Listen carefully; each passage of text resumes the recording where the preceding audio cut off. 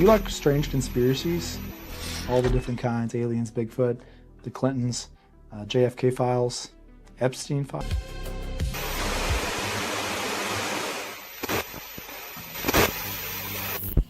Out in the Nevada desert, the land stretches for miles in every direction.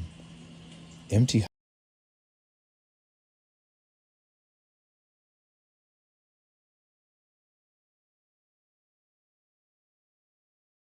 cut through endless valleys of sand and rock. And when the sun goes down, the sky above becomes one of the darkest in America. It's beautiful, but it's also unsettling. Because for decades, people traveling through these remote places have reported seeing things in the sky that simply don't make sense. Lights that move faster than any aircraft known to man, silent craft hovering over the desert floor, and in some cases, encounters with beings that witnesses swear were not human. Nevada has long been ground zero for some of the most mysterious UFO and alien encounters ever recorded. From the outskirts of Las Vegas to the remote mountains near Area 51. The stories keep coming. Some come from ordinary people who never expected to see anything unusual. Others come from military personnel who were sworn to secrecy for years. Tonight, we're diving into some of the strangest alien encounter stories ever reported in the state of Nevada. Stories that will make you question what's really happening in the skies above the desert, and whether we've ever truly been alone. Welcome to Strange Conspiracies. All the different kinds, aliens, Bigfoot, the Clintons, JFK files, Epstein files.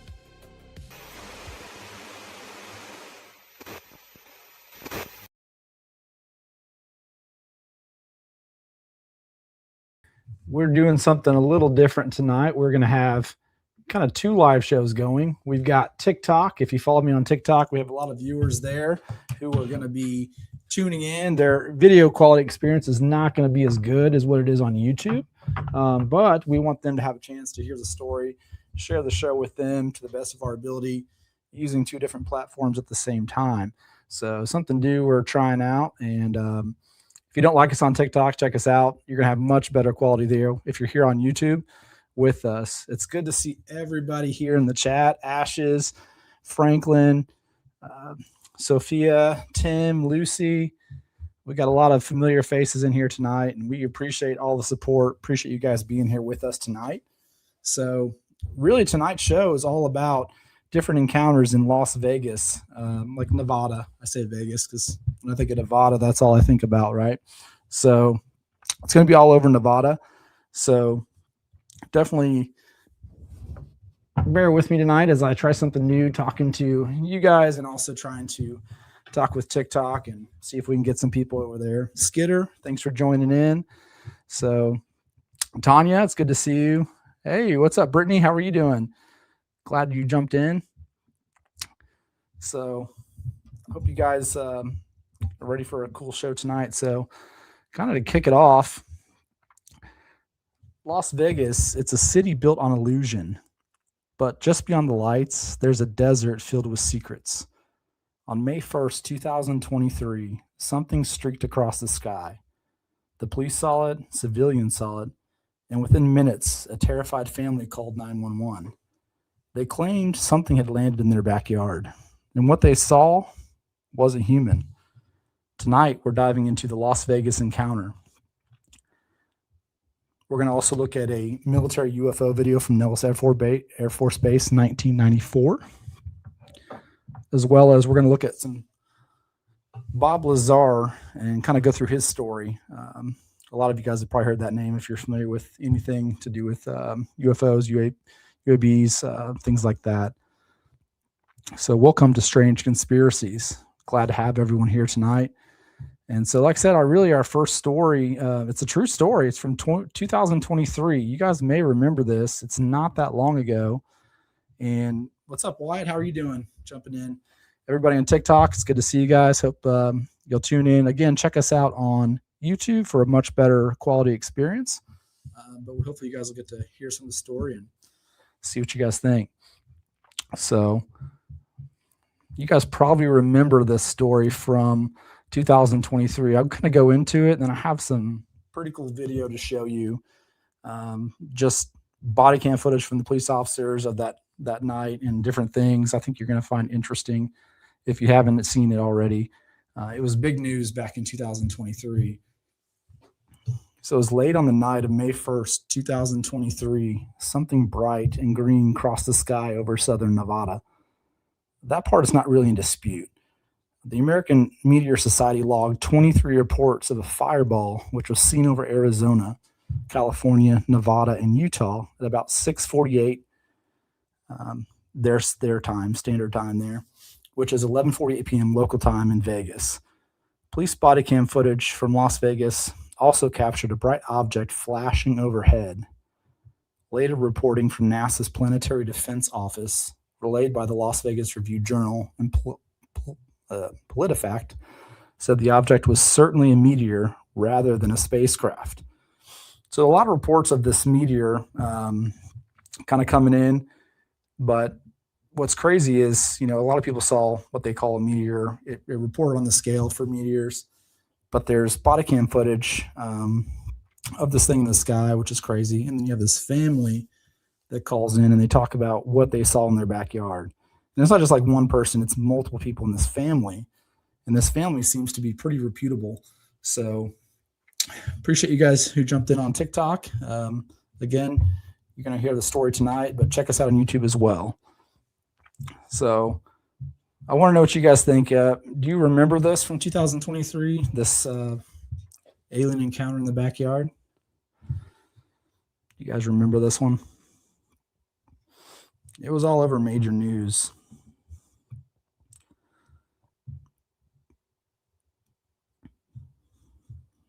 What turned a meteor event into a global UFO story was what happened next.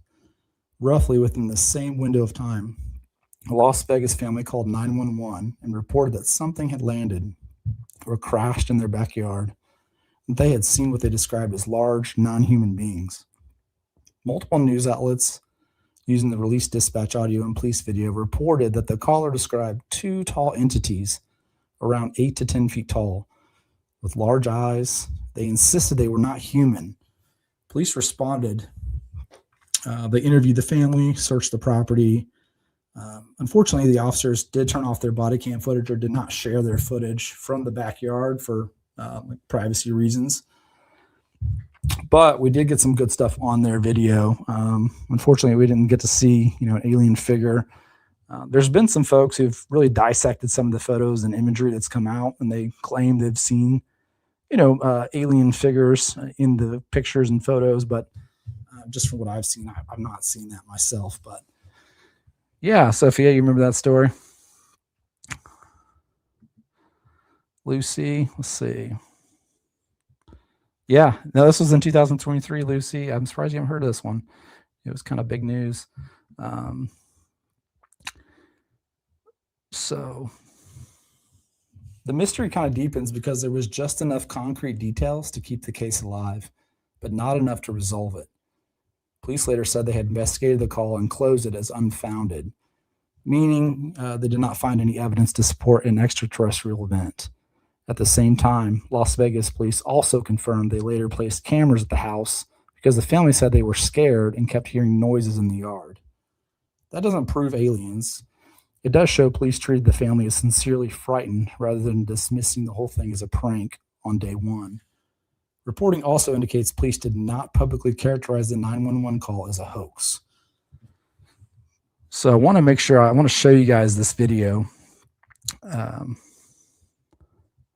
What's up, Courtney? Thanks for jumping in. Don't worry, I space out too sometimes, so we get some silence on the live. At least you know why. But I wanted to show you guys this. Check this out.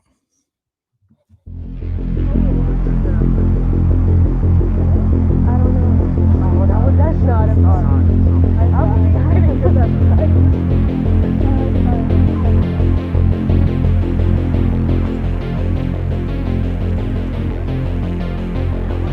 see it?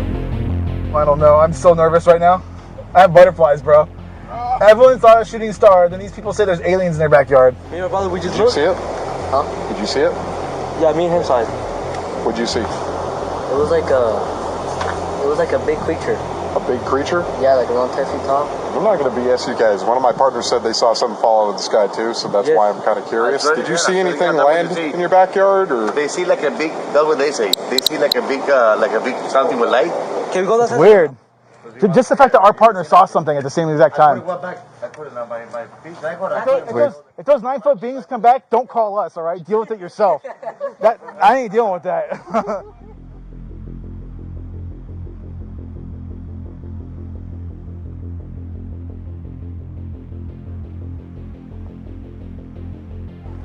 Hey, this might sound like a really dumb question, but did you guys see anything fall out of the sky? Like, if you see any, like, little, well, not little in this case. They're claiming 8 to 9 foot tall green beings that were in their backyard. Sounds crazy, but you never know. Yeah, so sorry guys, I'm showing TikTok. Again, we're streaming on 2 platforms tonight, trying something new. If you're on TikTok, the quality is not going to be as good as what you see on YouTube. So make sure you guys flip over to YouTube. Check us out, Strange Conspiracies on YouTube. Taylor in the live over there in TikTok. If you have my link, could you try to share the link in the comments for any viewers on TikTok? I'd appreciate that. So what'd you guys think about that video?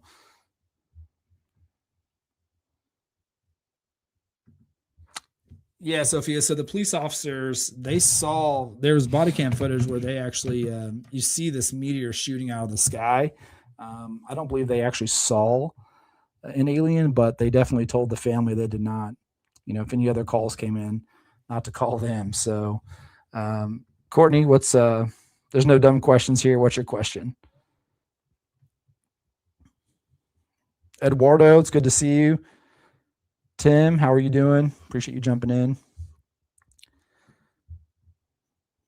Yeah, so you probably saw the news. It was all over CNN, CNBC, a lot of different news stations. But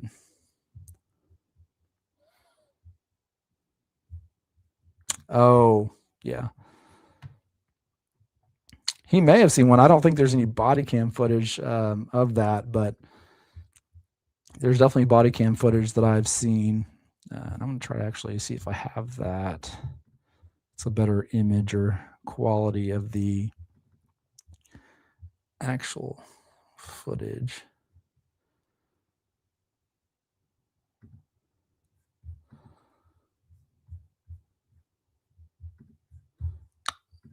Well,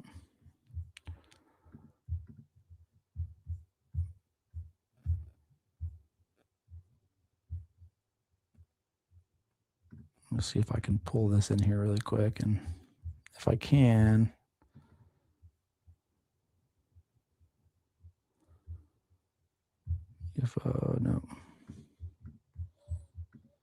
no, but I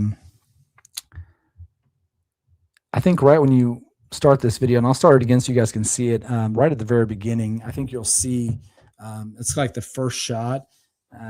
You'll see kind of this meteor coming out of the sky. Let me just pull this up again and see if we can.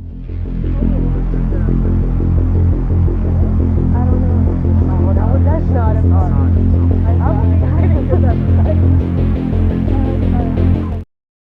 So did you guys see that? The meteor, like right in the very beginning, you see what looks like a meteor. That's what was reported, but it's just crazy that they pull up to this scene where this family called. They're frightened that there's these 10-foot tall aliens in their backyard, and you can't. There's these 10-foot tall aliens, and the cops show up, and then you see the meteor in the sky. So it's just kind of wild. Absolutely, Sophia. There's a lot of things in the world that are just kind of going crazy right now. There's not really good explanations for. So appreciate everybody in TikTok. Again, check us out on YouTube. We are Strange Conspiracies. I hope that doesn't get too annoying going back and forth between both. But Bill Nice, the science guy, thinks that all UFO sightings are likely just things made by other organizations that we don't know about the world. That's a NASA guy. Yeah, Bill Nye, the science guy. I remember watching him back in school. So, Mary, hey, how's it going, Mary? Hopefully you'll give us a call in tonight. We're going to do a live call in here later on, and you guys call in. We're going to talk about aliens. It doesn't have to necessarily pertain to Nevada specifically, but if you have any experiences, we'd love to hear anything you've got. So, let's see. Yep, it's only going to get crazier. That's right, Skidder. That is definitely right.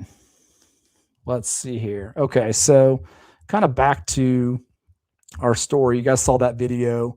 And if you want me to play it again, let me know. If you didn't get to really see it good, I'll play it again because it's really, I mean, that's body cam footage you're seeing there, which is just, it's pretty wild. So I had another video that I was going to share with you guys.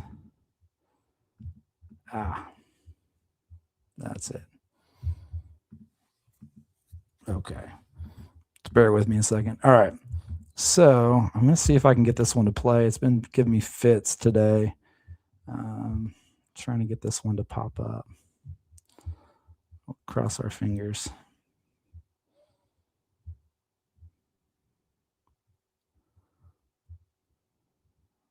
Mm-hmm.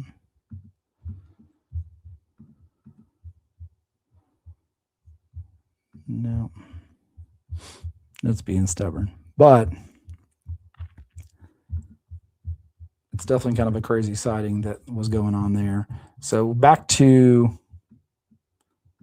our story.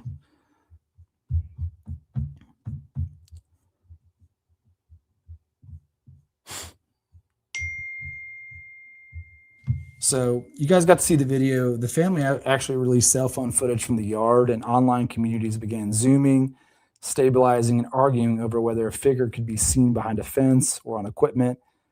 That's real footage in the sense that there is no public evidence it was digitally fabricated, but there's also no broad expert consensus that it certainly shows like a being in the backyard. Some analysts and commentators argue that movement in the frame suggested a figure. Skeptics counter the apparent shape could be noise, shadow, or expectation-driven pattern recognition. So, excuse me, guys. Somebody's already trying to call in. So, I have to tell them to call back in just a minute. We'll do our call-ins here shortly if you are calling in already. So, yeah, the family was so frightened. The police responded. There's just no real verifiable evidence that an alien was found beyond what this entire family saw in their backyard. It was multiple people saw this in the backyard. It was like a family of probably 5 or 6 people, and several of them saw these different beings and things in their yard. So it's definitely wild. Hey, Jan, I'm going to say this wrong. Not sure. Jay Dance, I appreciate you jumping in. Yeah, I need some more people. Send them my way.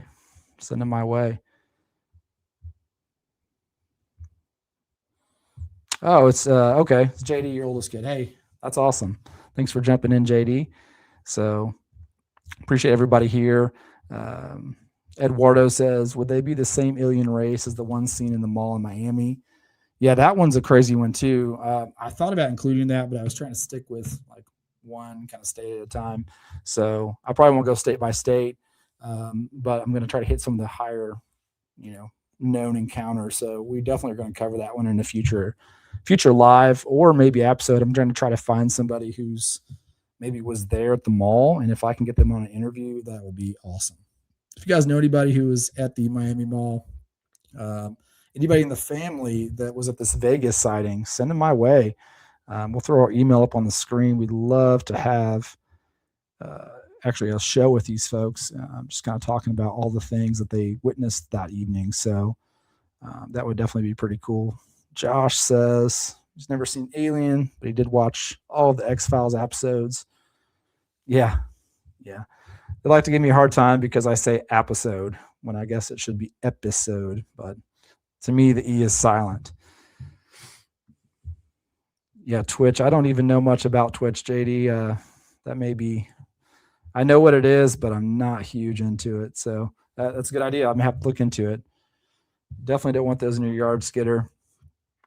So I was going to pull a photo. Let's see if I can find a photo that the family took in this backyard. I've seen some, but I thought a lot of them were kind of manipulated, not directly from the family. I know originally when this came out, TikTok was hot. They had a bunch of stuff on TikTok where you could actually see like videos from the family. So it's too bad at that time I wasn't really doing too much podcasting. So I'm sure that video is still out there somewhere. I could pull it, but let's see here.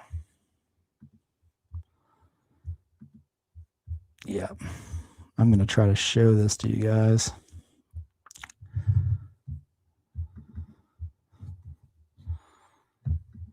That's not the best photo, so you're going to have to bear with me. Let's do this. Okay. So I'm going to pop this up on the screen. Hope you guys can see this okay. Over here on TikTok, I'm going to flip the camera so you guys have a better shot of seeing this. But what you can see in the photo, if you look, this is the family like in their backyard. Again, it's not the best quality photo, but there's a lot of folks who point out that they can see imagery. If you look to the top where the tree is, the top right, you can almost see that's where people point out that there's something there.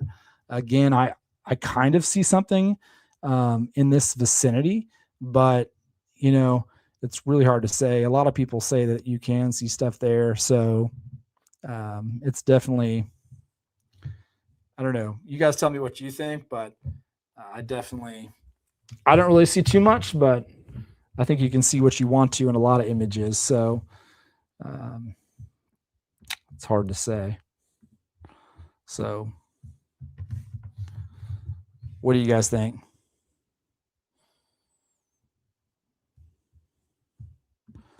I like that, Eduardo. Thanks for having my back, man. Everyone is different, so that's pretty awesome. Do I believe? Yeah, I've never seen an alien. I do believe aliens are real. What they are, I really don't know. I think all was created by our creator. So whatever they are, maybe they're demonic. I really don't know. So my personal thought and theory is, I know a lot of you guys on this channel, you like Bigfoot as well. I personally think they're tied in together. They're shape-shifting beings that are interdimensional, and they can be what they want. So that's kind of my thought. My other thought on that is that maybe this is just tech that the government has, and that we're just being led to believe it's something like aliens, and maybe this whole time it's just, you know, higher forms of technology that was given to them.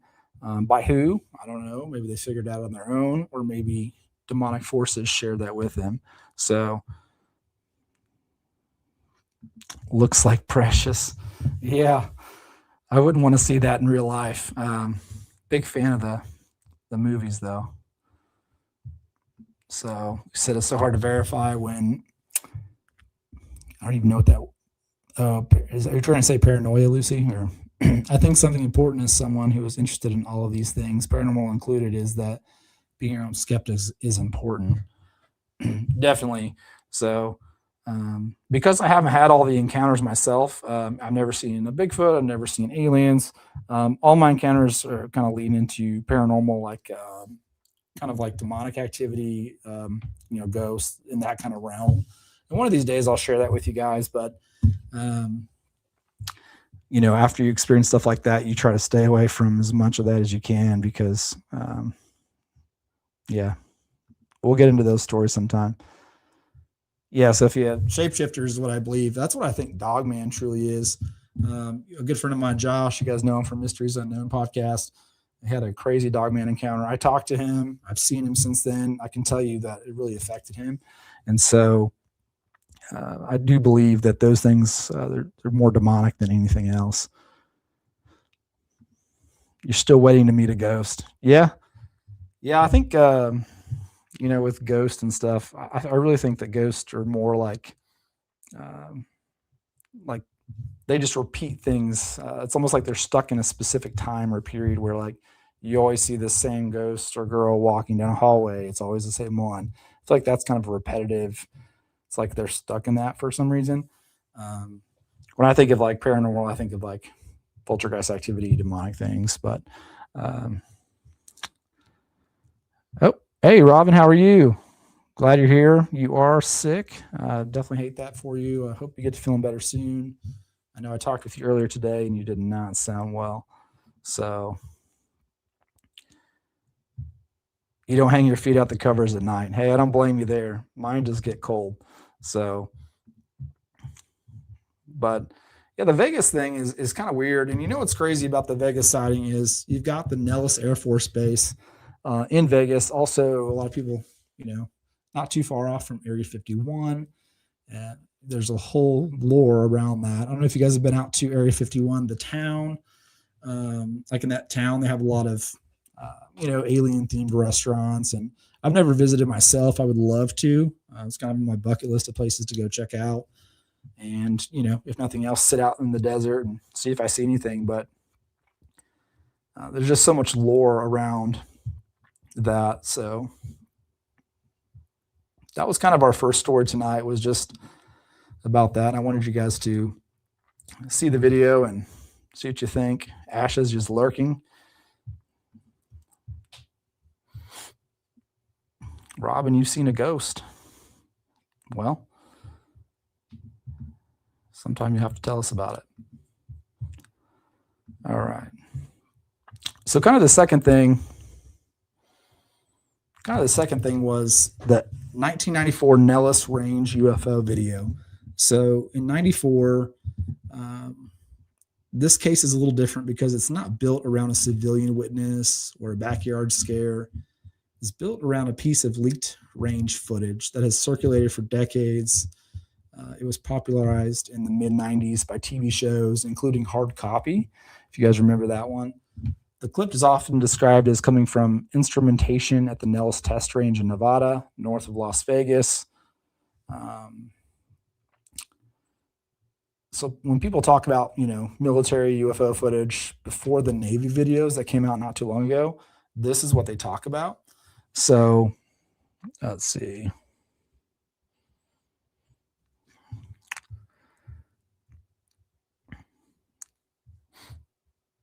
So what makes the video interesting is that it's not crystal clear. What makes it interesting is the sensor context, one of the most detailed technical analysis of the clip by Martin Powell. He argues that the footage likely came from range instrumentation that included a camera and radar-linked tracking data. Powell's analysis points out details in the on-screen symbology, suggesting shifts between automatic and manual camera control, along with radar return information and identifiable terrain features. In other words, the clip appears less like a random camcorder video and more like a system built to track aerial activity over the range. So this video has not been publicly released by the Pentagon, but it's not been officially confirmed as real video. They do release things in over time. If you guys were here at the very beginning, I kind of played some footage where I was talking over, but that footage was some actually military released footage. Some of the newer ones you've seen where they, where the pilots and stuff had caught them on their radar screens. So Ashes is a lurkster. Well, we appreciate you lurking around here, guys, hanging out with us.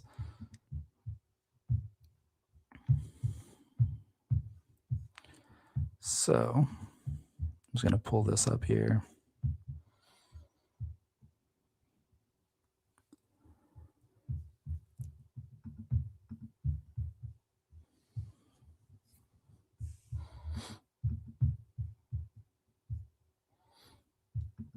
So the Nellis Range, again, guys, this is really tied into Area 51. And if you're not too familiar with the Area 51 itself, which almost everybody is, just because of how much lore is around it, it's basically just a highly classified United States Air Force facility within the Nevada Test and Training Range in southern Nevada, 83 miles northwest of Las Vegas. It's a remote detachment administered by Edwards Air Force Base. This is also by Groom Lake. And so Groom Lake is right in this vicinity as well. Bob Lazar is actually the one who kind of brought Groom Lake on the map. When he talked about the things he did while he worked for the government, he was kind of an early whistleblower. I'm sure you guys have heard of Bob Lazar at this point. He's been on several different podcasts of like large name individuals. He's been saying the same story for a long time. So, but Air Force Area 51 in Groom Lake, which Groom Lake's just a salt flat in Nevada used as runways by the bombing range test site out there. All of this is just tied into Area 51. So I was going to pull up this video. If you guys aren't familiar with Bob Lazar, this will kind of give you a little bit of background on who he is. Bob Lazar is someone who became famous back in 1989 as a result of a very specific claim that he made. And that claim is that he worked at a place just south of Area 51. He called it S4. He was interviewed by Las Vegas journalist George Knapp in a series of very detailed interviews. We put him on the air, blacked out his face, and he told this incredible story. Exactly what's going on up there? Well, there's several, actually 9 flying saucers, flying discs that are out there of extraterrestrial origin. He said it's a secret that needed to be told to the world, that his life was in danger, and that he was coming forward and wanted to tell it. I could feel my jaw dropping. Is this real? We left there thinking, wow, if this is real, this is a really big story. So we decided, well, let's take the time and get this right. Over the next 8 months, Knapp conducted a thorough investigation of Lazar's sensational claims. According to Lazar, before he worked at S4, he was a physicist at the Los Alamos National Laboratory, the facility that developed the atomic bomb. The central question for me was, did he work at Los Alamos? Because if he did, it would at least be plausible that if he worked there in a technical or scientific position, that he could also be hired at a place like S4. So that's where we focused our attention. I started calling Los Alamos at first. Nope, we have no record of a guy named Bob Lazar. I got the phone book from the Los Alamos lab. There's his name in the phone book. I call him back and said, hey, he's in the phone book. They finally, sort of exasperatingly, told me, yeah, we've got a record of him being here. We found Bob Lazar to be credible about his background, his scientific training, where he had worked. For more than 2 decades, Bob Lazar's critics claimed there was no evidence of any secret military base in the Nevada desert. But then, in 2013, a Freedom of Information Act request forced the CIA to finally acknowledge that Area 51 is real. The story of Area 51, it exploded around the world. The reason you know about Area 51 is because Bob Lazar and George Knapp on the news 1989 made it a household name. That's the reason. All of that came from Bob Lazar. To many researchers, the government's acknowledgement of Area 51 established Lazar as more than a UFO pioneer. His inside access made him a whistleblower. My name's Bob Lazar. I'm known for working at a classified base known as S4 out in the Nevada desert near Area 51.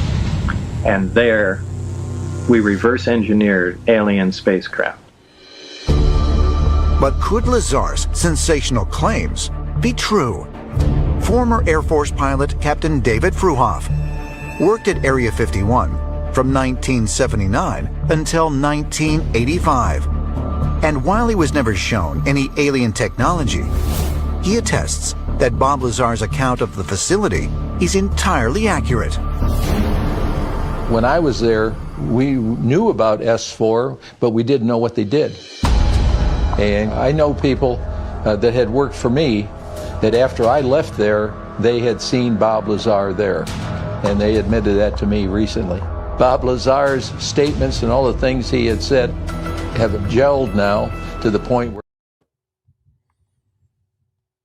So, just some background on Bob Lazar. Again, I'm sure you guys, a lot of you are familiar with Bob Lazar and kind of the story that he has. So, yep, they did. Bob talked about the gravity-defying device that they thought was very interesting. Yep, after Bob went public, they tried to accuse him of a bunch of crazy false accusations and ruin his life. Basically, the guy talking right now is the one who said it. The guy with the beard. Yeah. So, I mean, they really did. He released a lot of things. He came out early and everybody just played him off as crazy. So a lot of people will say, the government argued that Bob Lazar never worked there. He actually has a website. I don't know if you guys have ever seen it, but it's one that he manages. He's actually put up an image. This is off his website, so I'm not sharing anything crazy here. But he actually put up an image, kind of proof that he did work there. This is kind of some money he made at the time. And that is a real image, so hard to dispute. The tax man will get you every time. So, Lucy, have you not heard of Bob Lazar? You got to know about Bob Lazar. You got to know about Bob Lazar. So, the story, Bob Lazar, he ties into Area 51. He ties into these other, he just ties into this story in general. It's just a viral modern mystery. Bob Lazar is a story that turned Nevada's secret test world into pop culture mythology. The most secure part of this history is not Lazar's claim, it's Area 51 itself. CIA history and National Security Archive material confirm Groom Lake is a real secret test site used for programs including the U-2 and Oxguard. And the CIA has explicitly acknowledged that the high-altitude U-2 flights contributed to many UFO reports in the 1950s because pilots and observers were seeing aircraft far above normal commercial traffic. That context matters because Lazar's story arrived in 1989 when investigative reporter George Knapp aired interviews in Las Vegas with a man claiming he had worked at a secret site called S4 near Area 51, where the U.S. government was allegedly attempting to reverse engineer extraterrestrial craft. Lazar said there were multiple saucers described as sport models and claimed the propulsion system involved element 115. The story exploded because it fused real Nevada secrecy with the ultimate forbidden technology story. Not a better airplane, but an alien one. And the crazy thing about he was the first one to actually bring up element 115. And this was before it was even on the elemental chart. It's on there now. So he called it, and it's a real thing. That's just even more proof that this guy's legitimate. So Phil Schneider. Yeah, you know what? The Skidder, that's a name that I actually don't know. So I'm going to have to look him up. You're teaching me something tonight. Schneider. I'm going to check that out. Appreciate you sharing that with us, Skidder. So, you got to know more. Yeah, check it out. He's been on a bunch of the big name podcasts, and he's a lot of stuff that he's got. Skidder says anti-gravitic craft have existed and been used by Earth governments all our lives, in my opinion. I think it's kind of like AI is just now kind of coming, mainstream, and the features you can do with AI are just insane. But you know what? we may have just learned about and kind of got familiarized with AI, but it's probably been used by the government for probably 50 plus years. They always get all the good stuff first, and then when they deem it safe or get their use for it, then they slow roll it out to us, right? So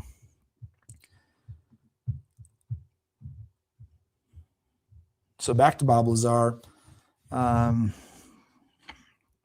lot of people say that, Lazar never produced evidence proving alien technology, and his claims about his education and work history have been challenged for decades. One place called the Britannica Flatley says he would later prove to be fraudulent, while broader reporting, including Nevada Current, emphasizes that the story remains influential but unverified and deeply controversial. The same goes for element 115. An element with atomic number 115 was later synthesized and named moscovium, but the known isotopes are highly unstable, which does not line up with Lazar's account of a usable, stable fuel source. So like I was telling you guys, he mentions this element 115 long before it was even on the periodic chart of elements or whatnot. And so it turned out to be kind of a real thing. So I don't know how you can disprove somebody when they have something like that. So the strongest way, this doesn't erase Lazar's historical importance in terms of cultural impact. He may be the single most influential figure in attaching the words Area 51 to alien reverse engineering. His entire story, he actually talks about, the aircraft that he was tasked to bring in, and he was supposed to reverse engineer it. Lazar had kind of shown to be pretty brilliant. He was building like rockets. I think he put a rocket on was it a car or something like that? And so he kind of had a lot of knowledge. So he says from Area 51, he was bused to an even more highly secured facility, which was about 15 miles of Area 51, known as S4. So he talks about this S4 quite a bit, is where he spent a lot of his time. He says that the fuel source for this craft was the element with an atomic number 115. It does not occur naturally on Earth. It was milled into wedges for insertion into the alien reactor. This was done at Los Alamos lab under the guise of a new armor alloy. So when he came in, he was briefed on technical information of alien interaction. Since only the technical information was corroborated to be true, during this time in the program, he could only assume the historic information was also true. The kids, as the aliens were called, were given a portion of the base to conduct their own research in exchange for hardware, fuel, materials, and training. In the mid-1970s, a conflict occurred between the host and the kids, which are the aliens, and resulted in the death of over 40 personnel and the killing of the scientists the aliens were teaching. They abandoned the site, leaving behind 9 spacecraft and a promise to return. So this is a story directly from his website, where he talks about kind of more in depth what he experienced than kind of the mainstream story, knows. Kristen, hey, how are you doing, Kristen? Which story are you talking about?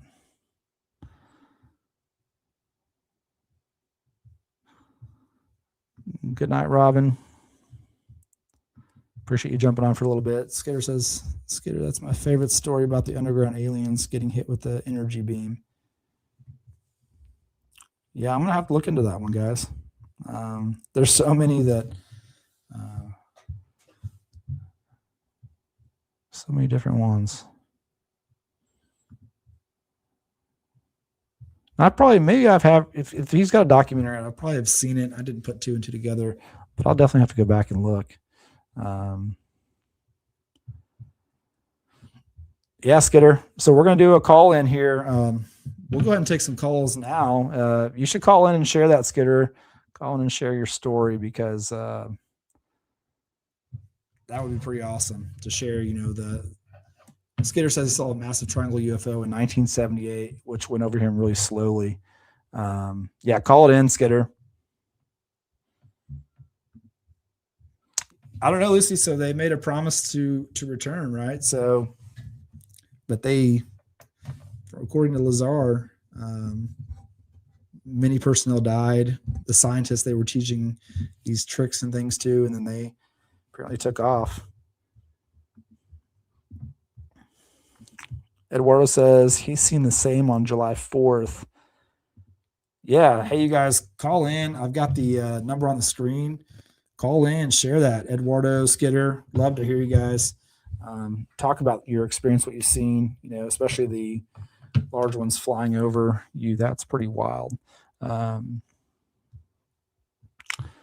Definitely call in. Numbers on the screen, guys. Love to hear from you. In the meantime, until somebody calls in, we'll kind of look back at some more of Bob Lazar. So he actually went on the Joe Rogan podcast, and he gave Joe Rogan like a replica of what he says this craft looked like.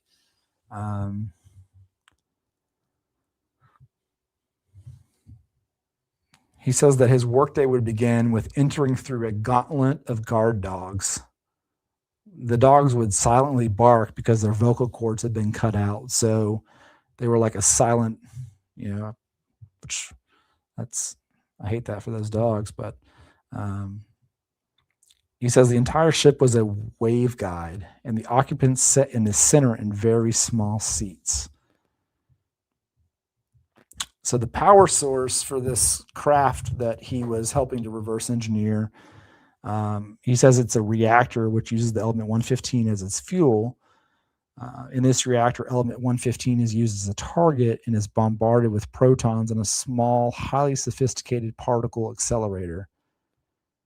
So when a proton fuses into the nucleus of an atom of 115, it's transmuted and becomes an atom of element 116. Although we too can transmit elements here on Earth, it is typically not done in this fashion or anywhere near this level of efficiency.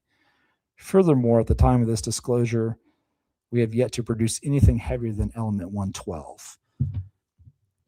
So he also talks about this craft having like 3 gravity amplifiers. The gravity A wave is amplified and it's propagated in a lensed method from each of the 3 gravity amplifiers.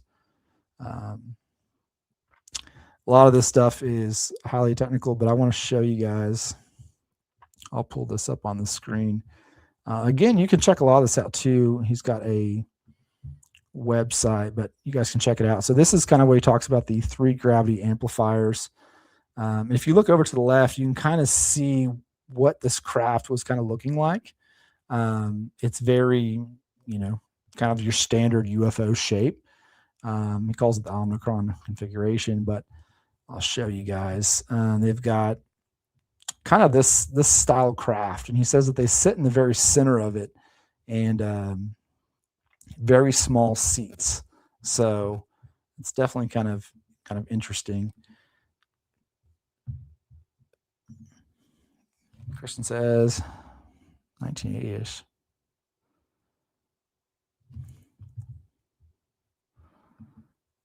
Skidder, where do I send the tacos, man? Call in. Let's hear the story. Eduardo, you guys call in, share these stories. We are going to cover kind of part of what I was going to talk about tonight is the black UFOs. These are more mysterious than kind of the others because they've been seen by a lot of people for a long period of time. Look at this. Mary saw a black UFO triangle in Van Buren County 4 years ago. Mary, call this in. You've got the number. It's on the screen. Again, love to hear you call in and share that with us. The call-in shows always make it more fun for not only me, but you guys as well. So Christian says it was shaped like a tuna fish can. That's very interesting. It's kind of amazing to me, like how many people actually have seen different crafts all over, not just in one location, just all over. And I'm just kind of a little envious, guys, because I've never seen one. So maybe I don't look up enough. I need to get outside. So, Sophia, 2013, 2018 was your sighting. Okay. But I mean, the stuff about Bob Lazar, it really is pretty fascinating. I tried to pull one of the old videos where he originally was like recorded back when I think it was 1989, but those are kind of hard to come by. It's almost like they've been kind of scrubbed off the internet. So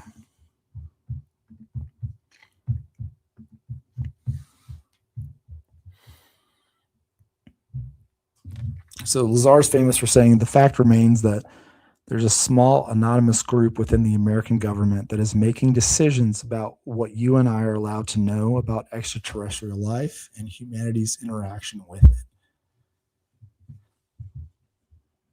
And so what do you guys think? Do you guys think that aliens are real and they exist? Do you think it's the government? What do you guys think? What's your thoughts? Let's hear it in the chat.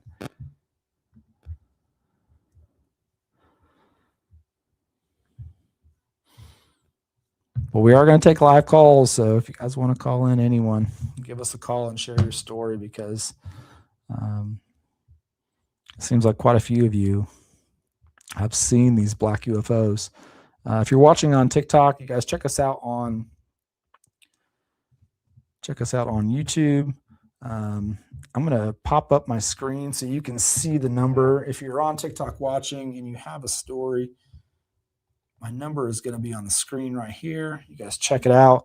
Give us a call right there, 479-581-9331 for everybody watching on YouTube. I'm sorry, TikTok or YouTube. Trying something new tonight.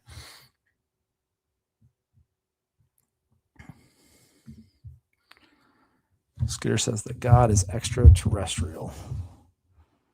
Spiritual beings.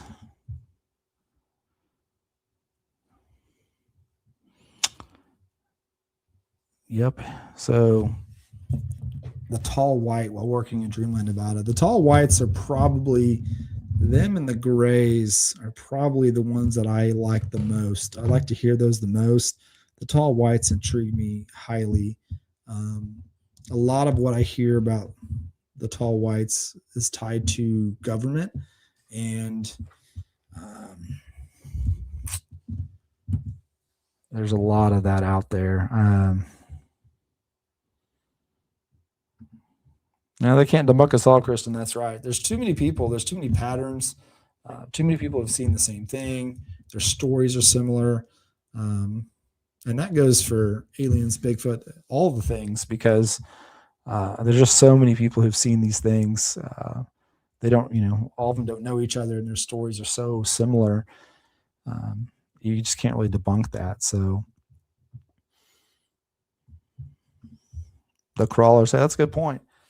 All I know is that I never want to see one, but these tall whites, I'm going to see if I can pull a photo of a tall white, because these things are, these and the grays are the ones that I would say terrify me the most if I was going to see anything.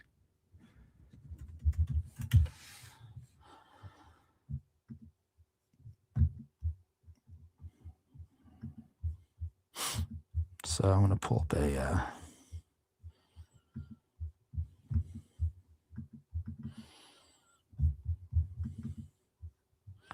going to pull this photo on the screen so you guys can see it, but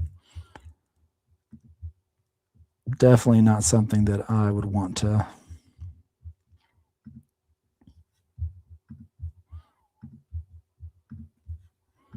Not something that I want to see.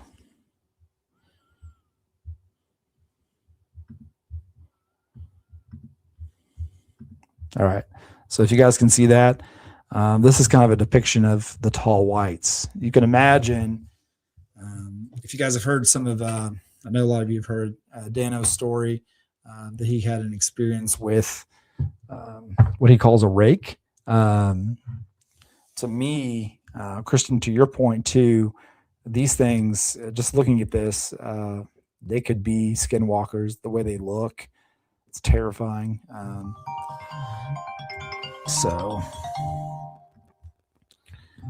And we are getting a call.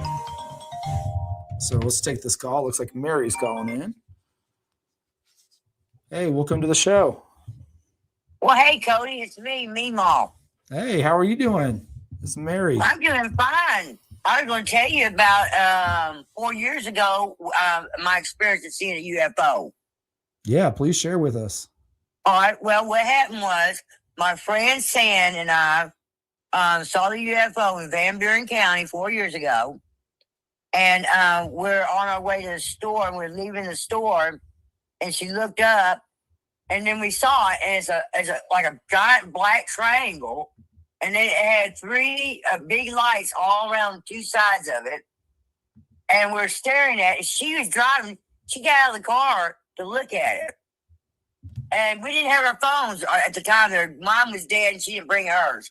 But anyway, two of those round disc lights shot off, came off, and just shot off across the mountain. And we're going, whoa, what was that? And I said, girl, you need to get in the car, because I was too scared to get out of the car. And she got back in the car and then just disappeared. But the next day, we saw two military helicopters flying in the exact area we went to. I personally thinking it was military. It could have been a stealth or something. But she swears them down as a UFO because she got out of the car and got a better look. But the strange thing is, can a stealth hover in one place for a long time silently? Yeah. How long were you looking at it, you think? Oh, we were looking at it a good 10 minutes. Wow. And how we big? just couldn't help but look at it, watching it, see what it do next. And tell me. But that was, I was scared. She was scared, but I really thought it was a stealth. It was unusual because it's a clear starry night and you couldn't see the stars. That's the only way you can see that triangle is where it's a big solid black triangle with no stars behind it at all. And it had those three, and then the three lights, all these lights came up on two sides of it. Wow. And what year was this? I know you probably said that, but tell me the year again. It was 4 years ago. 4 years ago. Wow. And yeah, right. Going to Center Ridge. We was going to Center Ridge, leaving the store from Center Ridge, and that's when we saw it. And it was so low. I felt like I could throw something to hit it. And like I said, I kept going, our stealths are triangle shaped. So that's what I thought it might have been. But I don't know if stealths can hover in one place for so long. And that low. Silent. Not a word sound out of this thing. That's amazing. That's actually not too far from where I'm at. And there's a lot of sightings in Arkansas and all over the country, but there's quite a few in Arkansas, and it tends to be in that kind of region, the Ozarks, and we keep pointing back to the right Ozarks. Around the Ozarks. Yep. There's and there's something no to military base that I know of around here. Yeah, the closest one I think is like Fort Smith, is that Fort Chaffee. Yeah. But I don't know that they fly too much out of there, so it's definitely interesting. And there's a lot of folks who've seen this just, in the chat tonight, and there's a lot of stories of these black triangle UFOs. These to be the most mysterious ones. So, man, did you get a photo of that at all or anything? Oh God, we wanted to, but that's why we just stand there and just stare because we didn't have a phone. And we just wanted to watch it. And then I said, girl, we need to go because when them two round disc lights, took off straight to the mountains as fast as it was fast. I thought, whoa. And I said, Sam, you need to get in the car now. But yeah, bad luck, no phone. I didn't have your phone at the time. No worries. But all you had seen was the lights because you couldn't see the shadow of that. It was jet black. That's amazing. So when you looked up, you couldn't see anything past it. It was taking up the whole sky. It was like a shadow going over the stars. A triangle shadow going over the stars, and the stars would disappear behind it. Wow. It was really neat. It was amazing. We didn't know what to do. But that was our only experience of UFOs. Well, no, I appreciate you calling in and sharing that. And you know what? I'm going to get you my email address. Let's have you on to share that encounter on one of our episodes. Yeah, I said episode. I know Courtney's not a big fan of that. So, Oh, yeah, she'll correct me too, darling. well, I appreciate it. I'm getting another call in, Mary. And all right, I'll let you go. Bye-bye. hey, thank you. Bye. You're welcome. We're getting another call, guys. Thanks for calling in the show. Hey, Cody. Hey, what's going on? This is Skitter? Yep. Hey. Yep. Well, you know, just like what Mary saw, the thing I saw, well, it had lights in each corner of the triangle that weren't really bright, but they're big. Me and this other guy, we were staying in a trailer park. We were logging way out of town, and we were bored to death, so we drove up on this hill in town where we could look down on the town on one side and look down at the sawmill on the other side. And we were just sitting up there drinking beers and listening to music because we were bored. Nothing to do in that little town. We were 50 miles from Reno in the Sierra Nevadas. Reno, Nevada. And I get out of the car to take a leak, and I get this feeling like magnetism, like my hair's all standing up. And I'm like, what's going on? This is not right. And I looked up, and this triangle was blocking out the stars.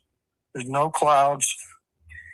And the thing looked like it was, I don't know, 200 or 300 feet up in the air and twice the size of a football field, and all black except for those globes of light in the corners.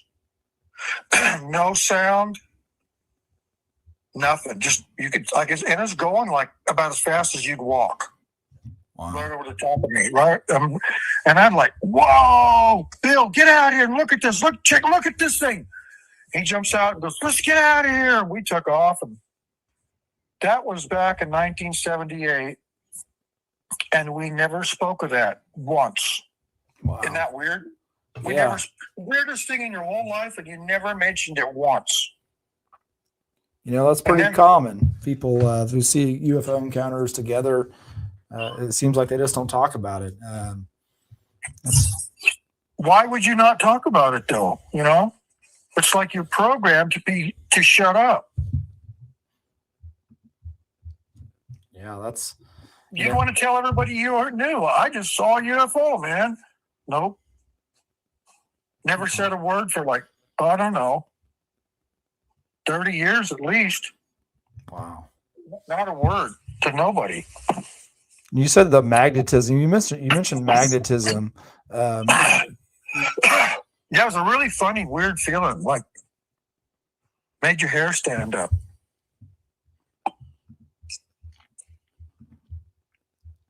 Yeah, I think they use, magnetism to operate. I don't know.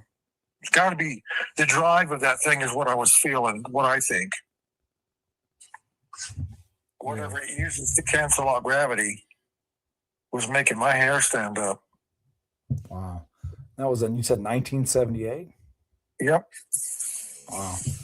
And I talked to him year before last, and he goes, "That never happened. What are you talking about?"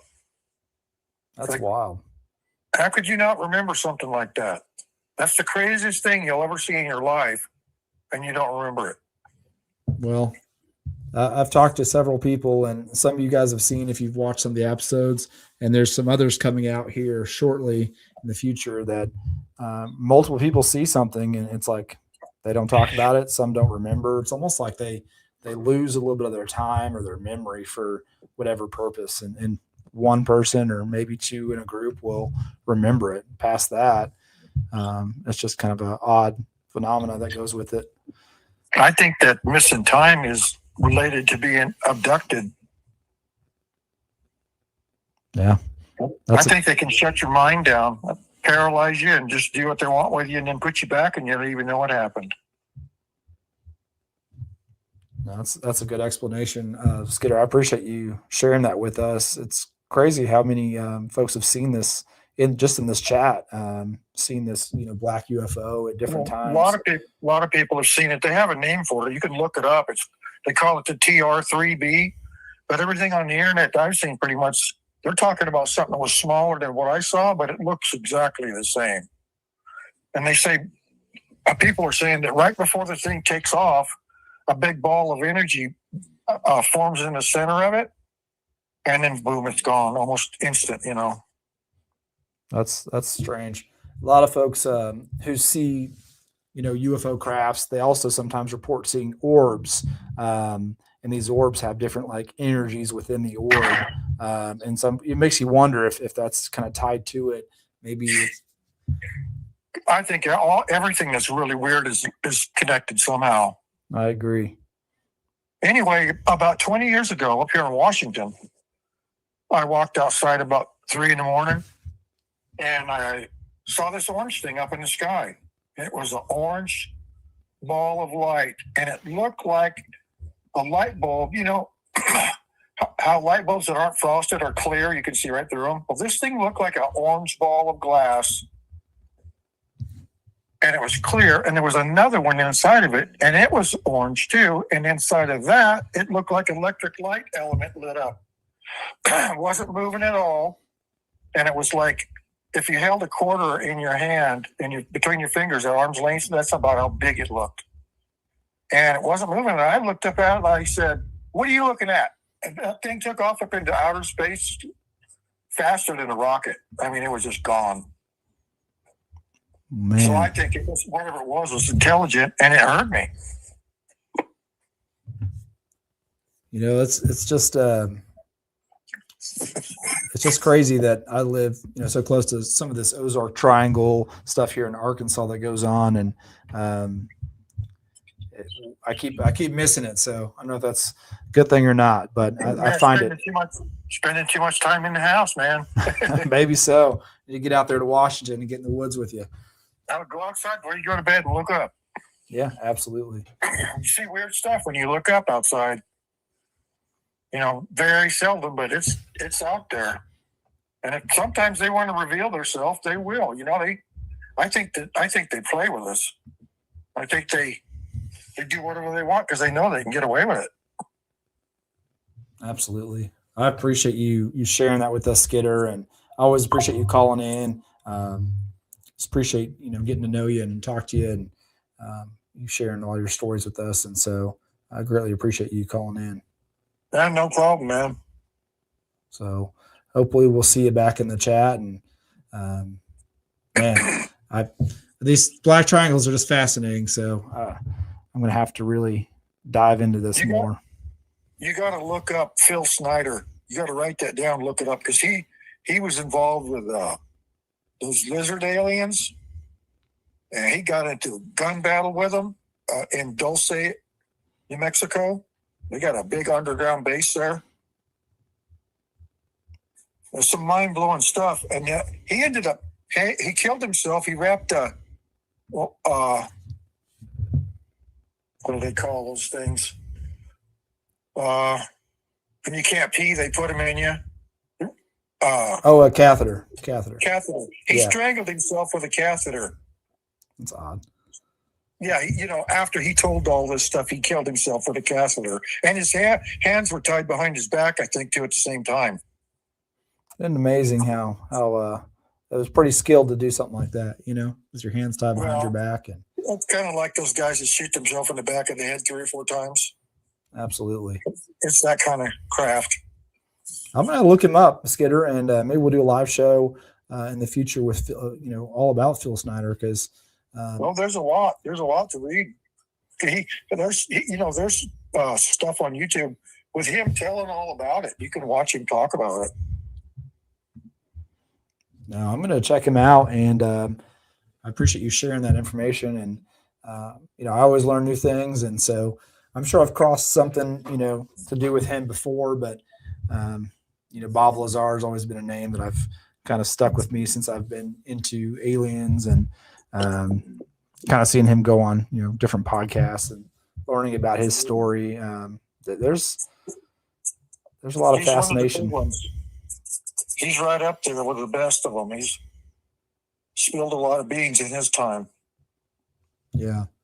I appreciate you, Skidder. All right. We'll talk to you later, man. You have a good one. You too. Bye. Guys, you gotta love Skidder. When he calls in, he's not only his voice, he's just fascinating to talk to. He's got a lot of things he's seen throughout his life, and just appreciate the value he adds to being in our chat and jumping in here, and all you guys jumping in. I've seen a lot of you talking about stories, Sophia, Kristen.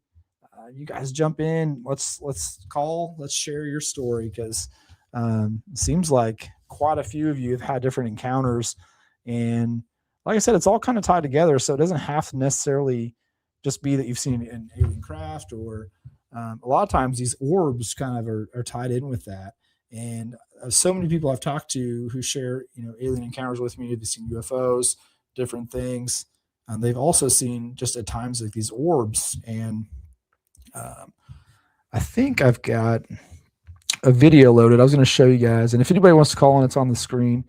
This is actually, you guys know her as Phantom Messiah. She shared this with me, back when we were kind of doing some of her episodes. And there's another one coming out Friday with her. It's going to be a last of our 3-part series. It's my favorite one so far. Make sure you check that out. It's truly fascinating. Truly fascinating. So this is actually one of the videos that she shared. This is taken from her. And babe,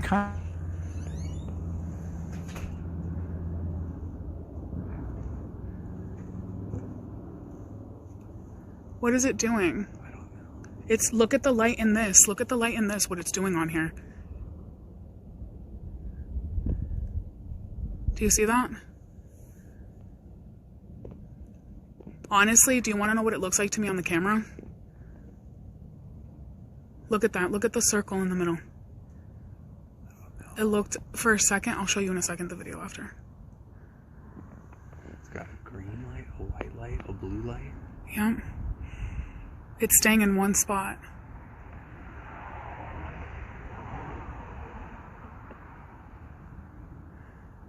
This is new. I've seen shit, but I've never. So, and all you guys on TikTok, appreciate you being here with us tonight. Appreciate all the gifts you sent on TikTok. Again, for better quality, guys, jump on YouTube. Taylor or Chris, if you guys are in there, please, if you're able to share a link. Sometimes sharing a link on TikTok is difficult that can actually be followed. So let me know if that works out. So, but yeah, that was actually a video from, I always say her name, Xenia, but I'm probably saying that wrong. Phantom Messiah is how you guys know her. She shared that, and she has other videos like that. Just that's happened around where she lives. It's pretty wild. So yeah, thanks again for sharing, Skidder. And Kristen, call in. The number's on the screen. We'd love to hear from you. Love to hear your story. Sophia, Trevor says, people think craft come from above, but they've always been here in our seas, Great Lakes and mountains. I do believe that if I had to pick a place that there's things that, exist we don't know about, it would be the ocean, the depths of the ocean. There's so much of it that's been unexplored. There's so many cave systems, especially, kind of all over the United States, but there's a lot of cave systems that we don't really know about. There's one soon. We're going to do a live soon, guys. If you're Bigfoot fans, there's kind of a story. I've heard this from a local in my area, and I've never heard of this, and I've lived here my whole life. So, but he's heard it his whole life. And apparently there's a cave near me. It's kind of hard to get to. And back in the day, the University of Arkansas actually did some sort of exploration there. There's theories and rumors of Bigfoot living in this cave still to this day. So if I can find it, if I can get to it, I might check it out. So definitely gonna take someone with me though. So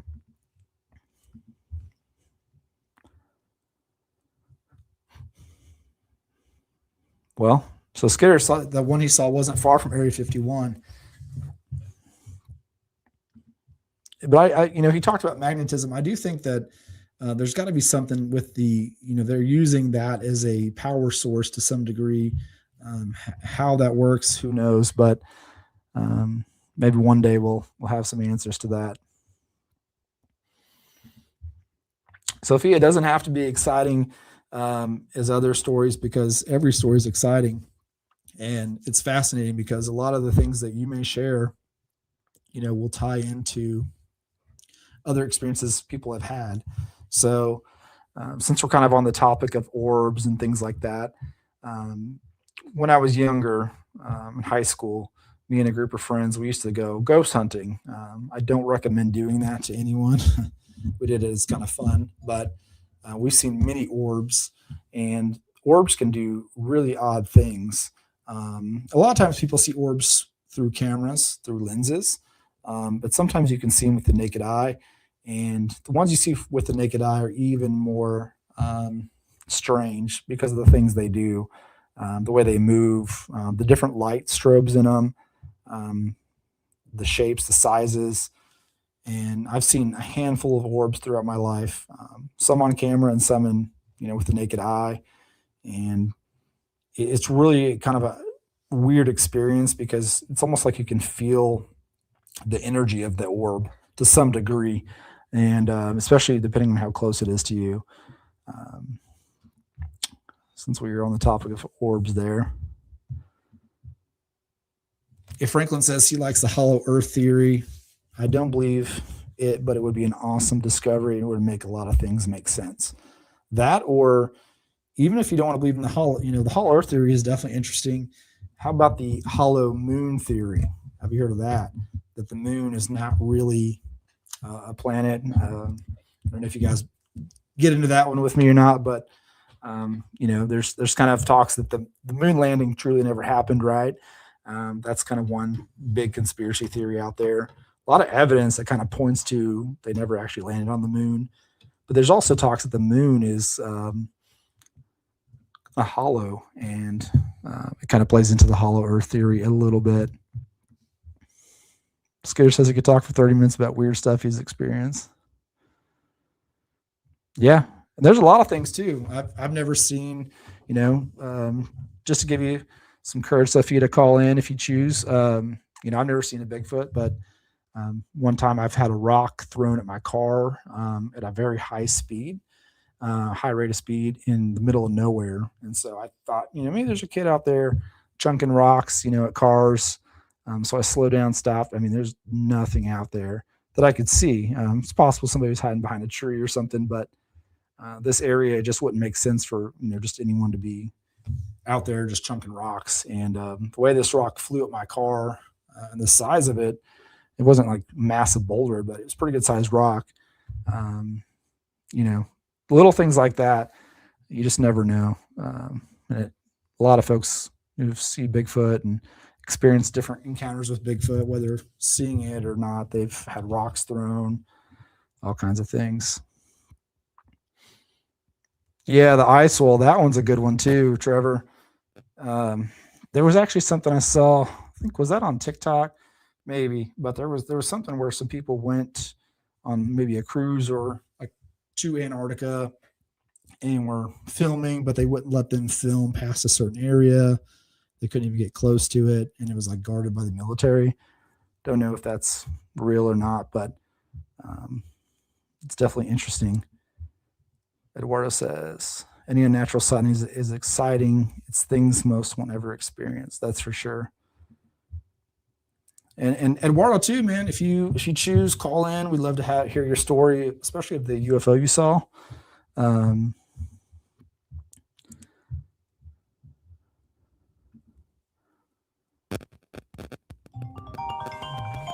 We're actually getting a call, guys, so let's take this call. Hello, this is Cody. Welcome to the show. Hello, it's Sophia. Sophia, how are you doing? Good, thank you. I wanted to call. I was hesitant at first, but I kind of wanted to share. It might not be as exciting as others, but this is something that I've had all my life. I was actually 16 years old. That's a long time ago that I had my first experience.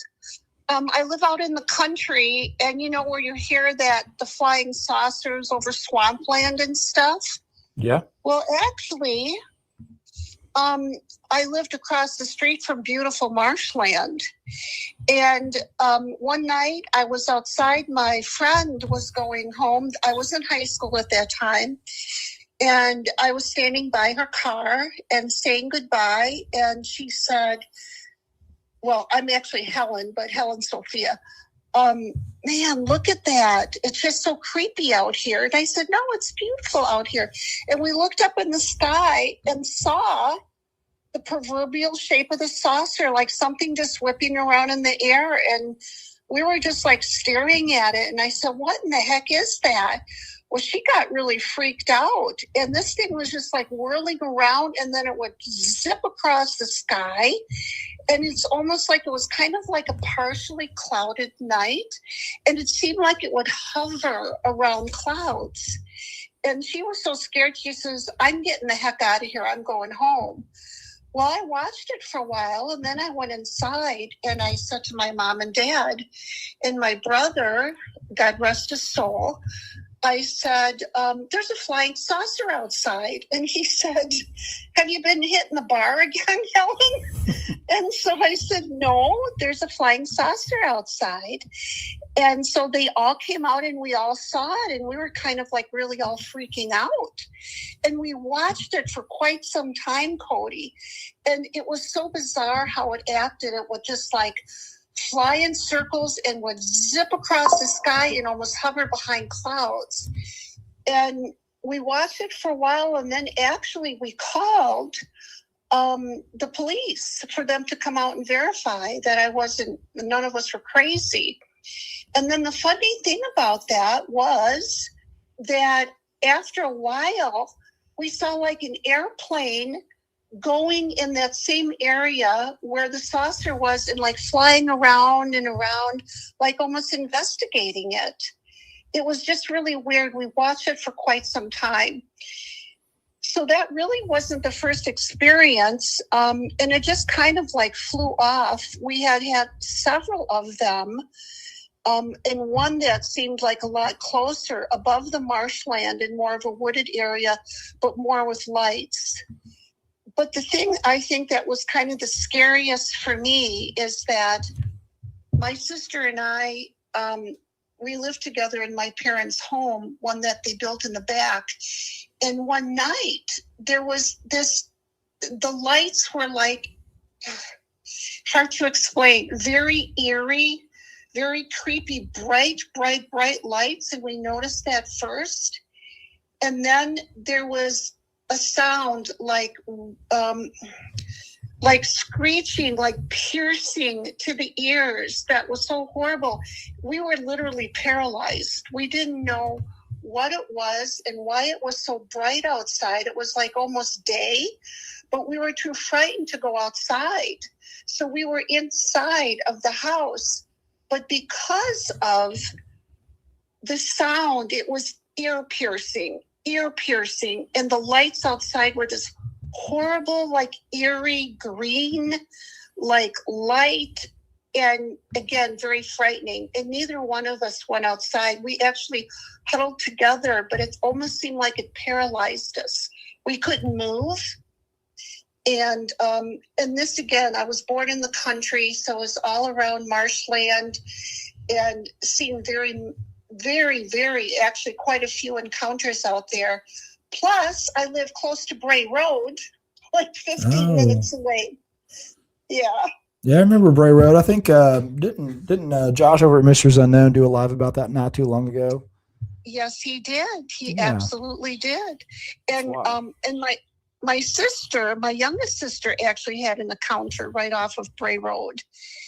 And it was just really weird. So it wasn't like really dogmen that she was talking about, but it almost seemed like this long-legged cryptid. And so when she came home, she was frightened and talked about this long-legged thing that she saw in the woods. Again, it's called Cranberry Road, and it's way big curvy road in the country, not far from Bray Road. So being out in the country, I've had my own encounters, but being 16 years old for the first time, seeing this flying saucer was quite an experience, and I'm quite a lot older than that now. And honestly, I will never forget it. Absolutely. This is the first time talking about it, and thank you, because I don't. And I actually did a paper on it in school, and people laughed at me.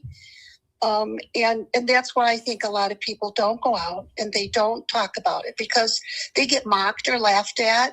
And I truly respect and appreciate everybody that had encounters and share that. Yeah, no, I appreciate you sharing, and I appreciate you calling and sharing that story. And a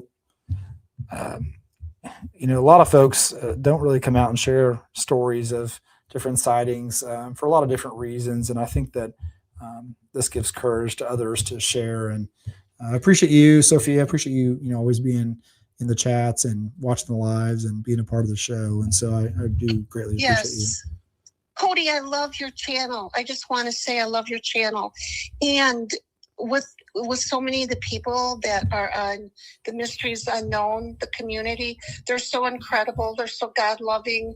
And I love them all. It's like we're family. So I thank you too. I love your channel, and I will always continue to watch you. Oh, I appreciate that. And God bless you. And God bless you, Cody. Thanks for letting me be on. Thank you. And hopefully we'll see you back in the chat. Okay. God bless. Bye. Bye. Guys, that was awesome. I appreciate, Sophia calling in. And Sophia's been active in quite a few of our recent lives and commenting, and we really appreciate that, and appreciate all the support from all you guys. But Kristen, I don't think you'll sound like, I don't think you're going to sound like Thor. I saw some of you guys were, Franklin's coming in. He's hearing from you, Helen. So yeah, I think she said her name was Helen. So Helen, Sophia. So we appreciate her sharing. Ashes. Yep. Ashes was actually it's going to be a couple weeks. I think it's probably going to be another 3 weeks Ashes, just because kind of the order that you got interviewed in. So if anybody wants to come on the show, has any encounter to share, we talk about a lot of things on this show, guys. Aliens, Bigfoot, conspiracies, cover-ups, even some paranormal stuff. We'll get into some of that. I got to be careful though, because if we do too much about ghosts and paranormal stuff, that could take over the entire show. I did a poll, and most of you guys like to hear about Bigfoot, and so we're going to do some Bigfoot on this channel, and I want to make sure you guys tune in. And the one I'm going to talk about, it'll be a little bit before I do, but where I was sharing that story of kind of local to me. I seriously might go and try and find this cave and get more kind of background on the story of what the lore is around this.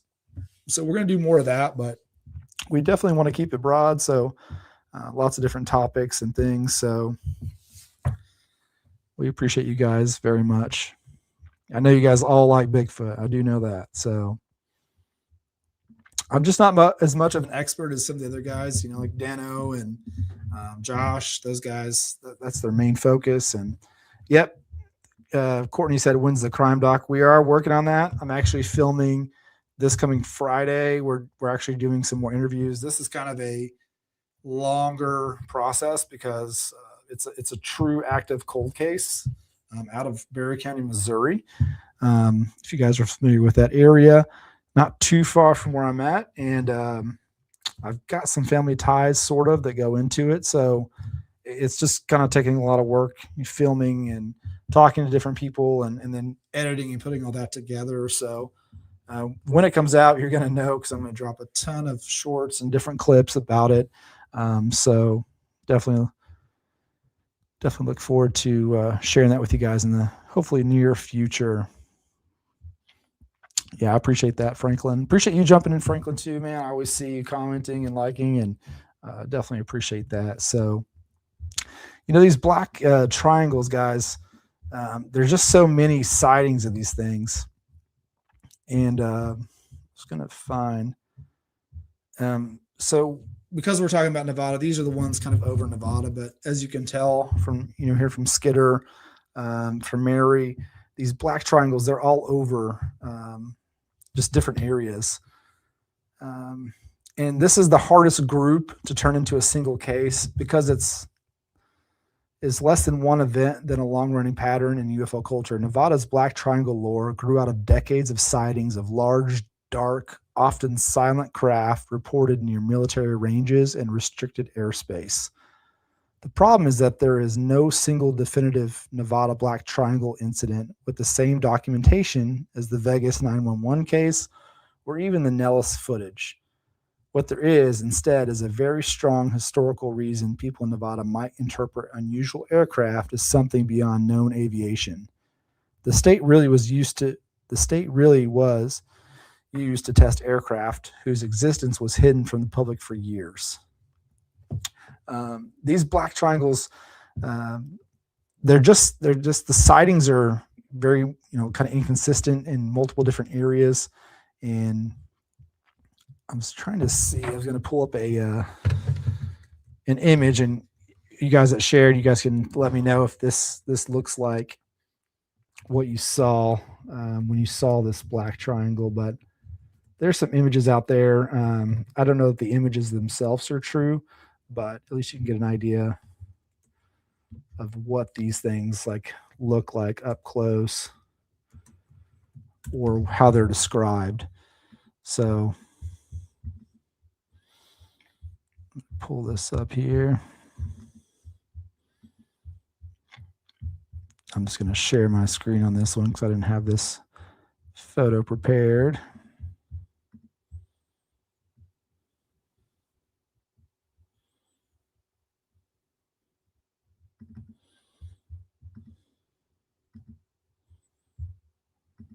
So you guys can kind of see. Let me know in the comments, Skitter, Mary, if this is kind of the style of the black UFO that you saw. Triangular in shape. It's got the 3 lights.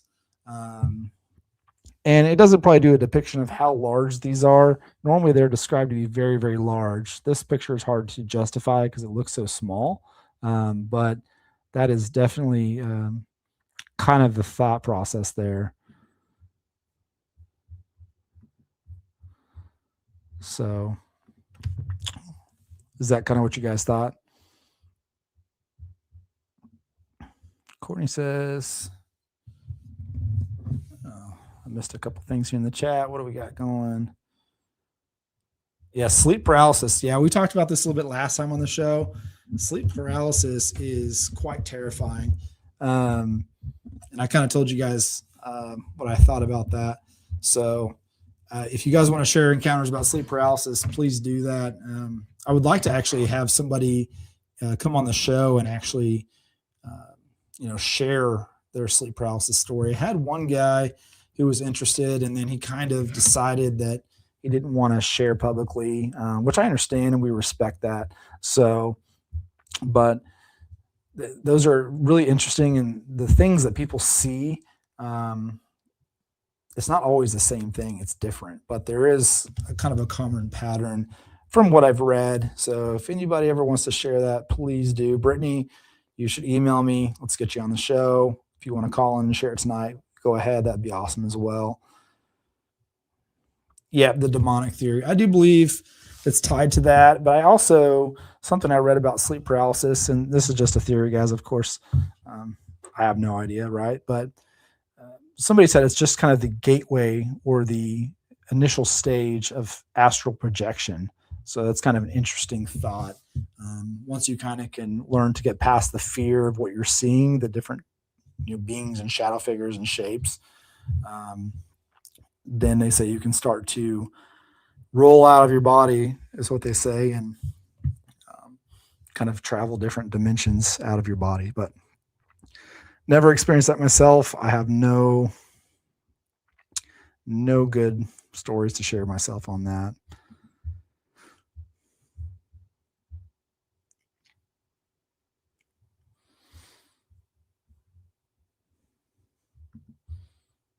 Ashes, you can call in and share, man. We'd love to hear that story as well. Skitter says UFOs hover over the White House 1 or more times. I do believe that.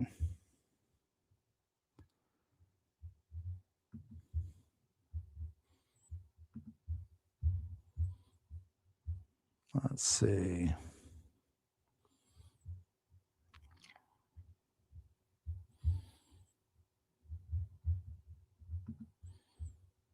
Ashes, call in and share it, man. We'd love to have you call in to your story.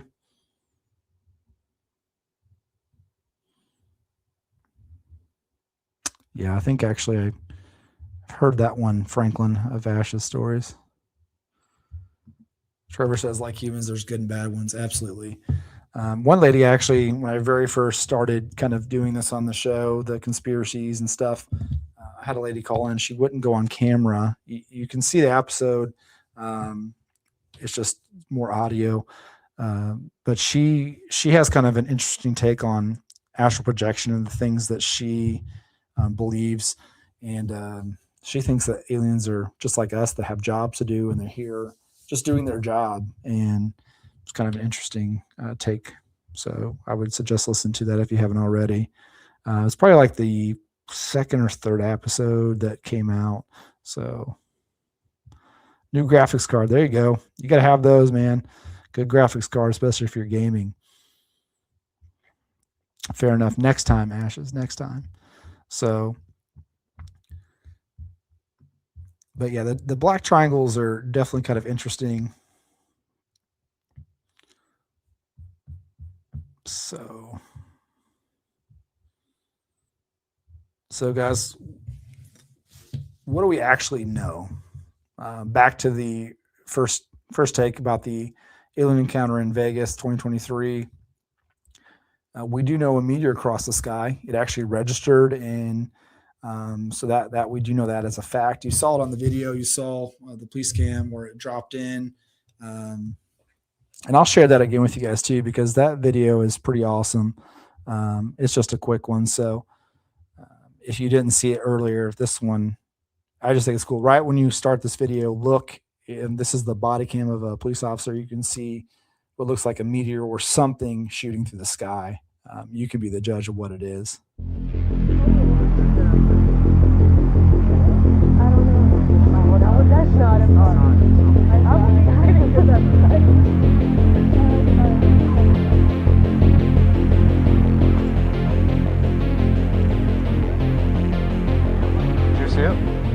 I don't know. I'm so nervous right now.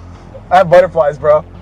Everyone thought a shooting star. Then these people say there's aliens in their backyard. Me and my brother, we just Did you see it? Huh? Did you see it? Yeah, me and him saw it. What'd you see? It was like a big creature. A big creature? Yeah, like around 10 feet tall. I'm not going to BS you guys. One of my partners said they saw something fall out of the sky too, so that's why I'm kind of curious. Did you see anything land in your backyard, or? They see like a big. That's what they say. They see like a big something with light. Can we go that side? Weird. Just the fact that our partner saw something at the same exact time. If those 9-foot beings come back, don't call us, all right? Deal with it yourself.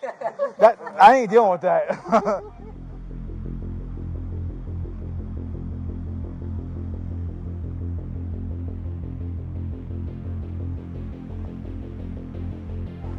Hey, this might sound like a really dumb question, but did you guys see anything fall out of the sky? Like if you see any like little, well, not little in this case.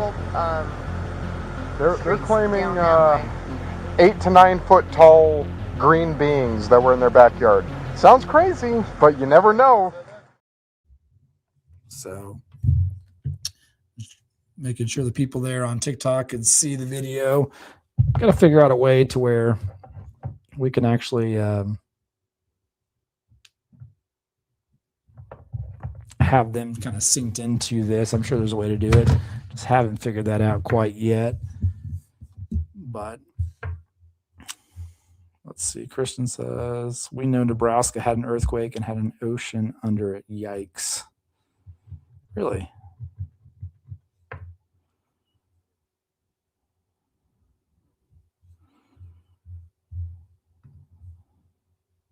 Oh, you've seen some green meteors. Yeah, that's what that looks like in the video. Skitter to me is kind of a green meteor, but it's just weird that when they pull up to this house where these people saw this alien, 10-foot alien in their backyard, this whole family, they were terrified. You see the meteor, so it's just kind of weird. Makes you wonder. Yeah, appreciate everyone really hanging out tonight. That's for sure.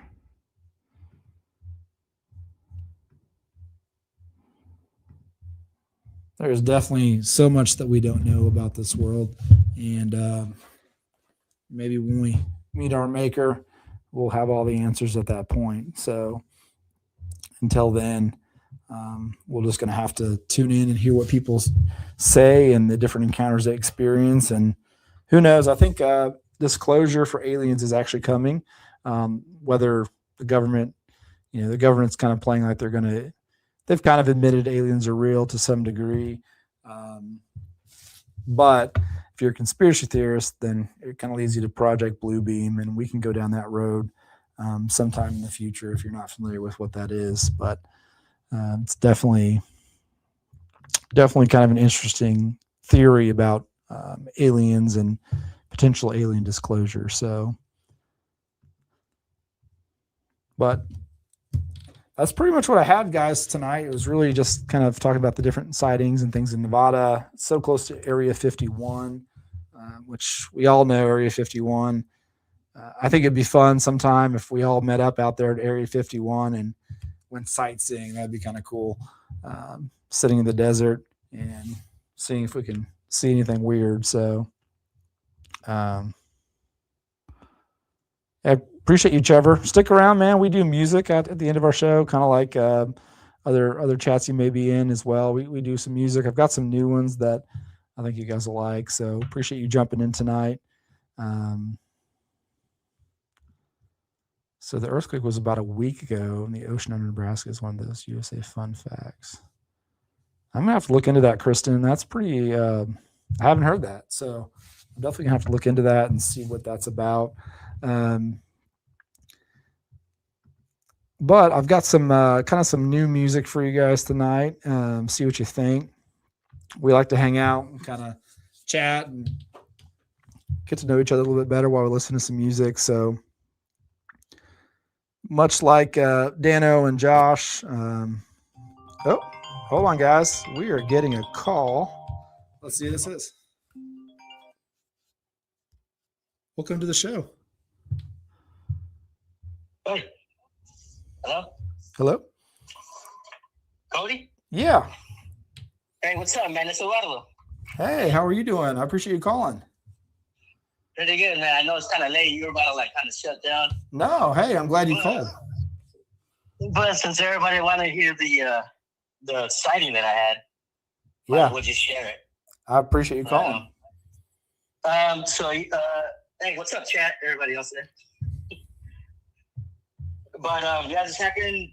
Oh gosh, I wish I could remember the year. I just honestly don't remember it. But it was on the 4th of July. It was a one night, and where we it happened here in Southern California, and where we used to go to my uncle's house because he used to live kind of like a hilly area. He had like a big hill in the back, so we would always just after dinner.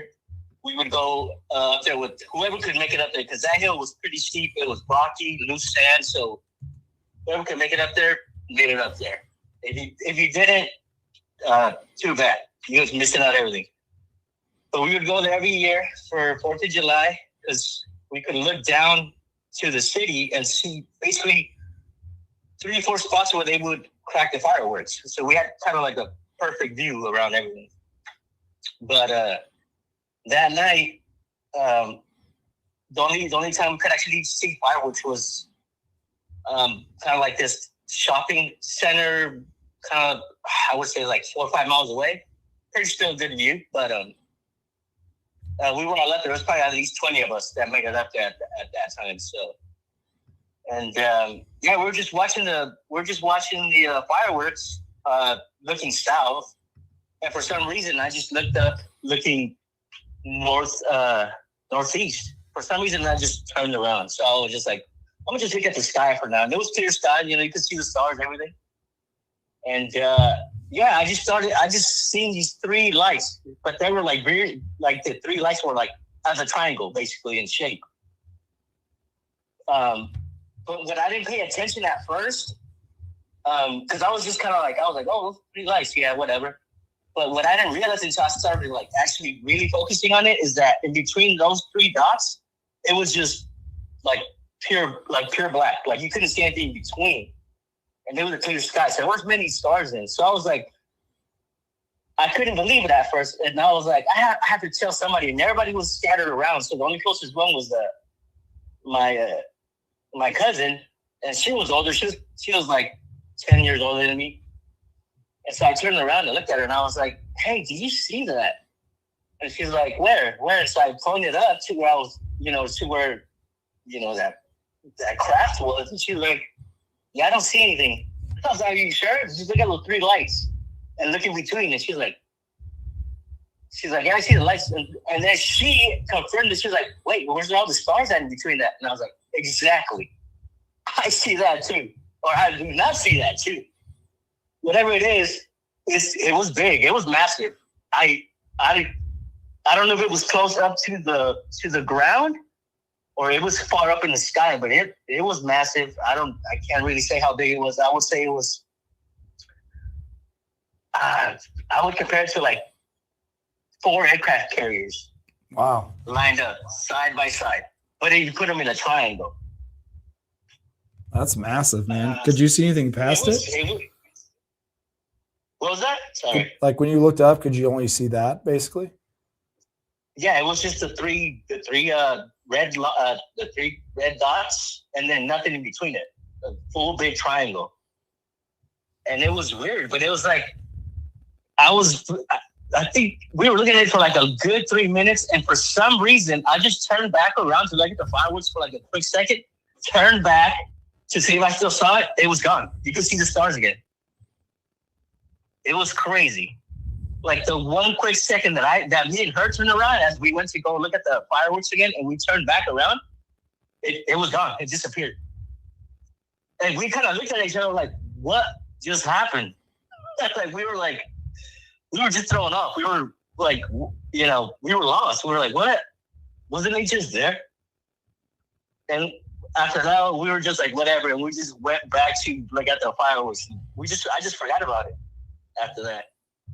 I didn't think about it much, but it was weird. Like people always say is that you see it, and for some reason you just kind of get distracted for a quick second. You go back to look at it, and it disappears. It's gone. Wow.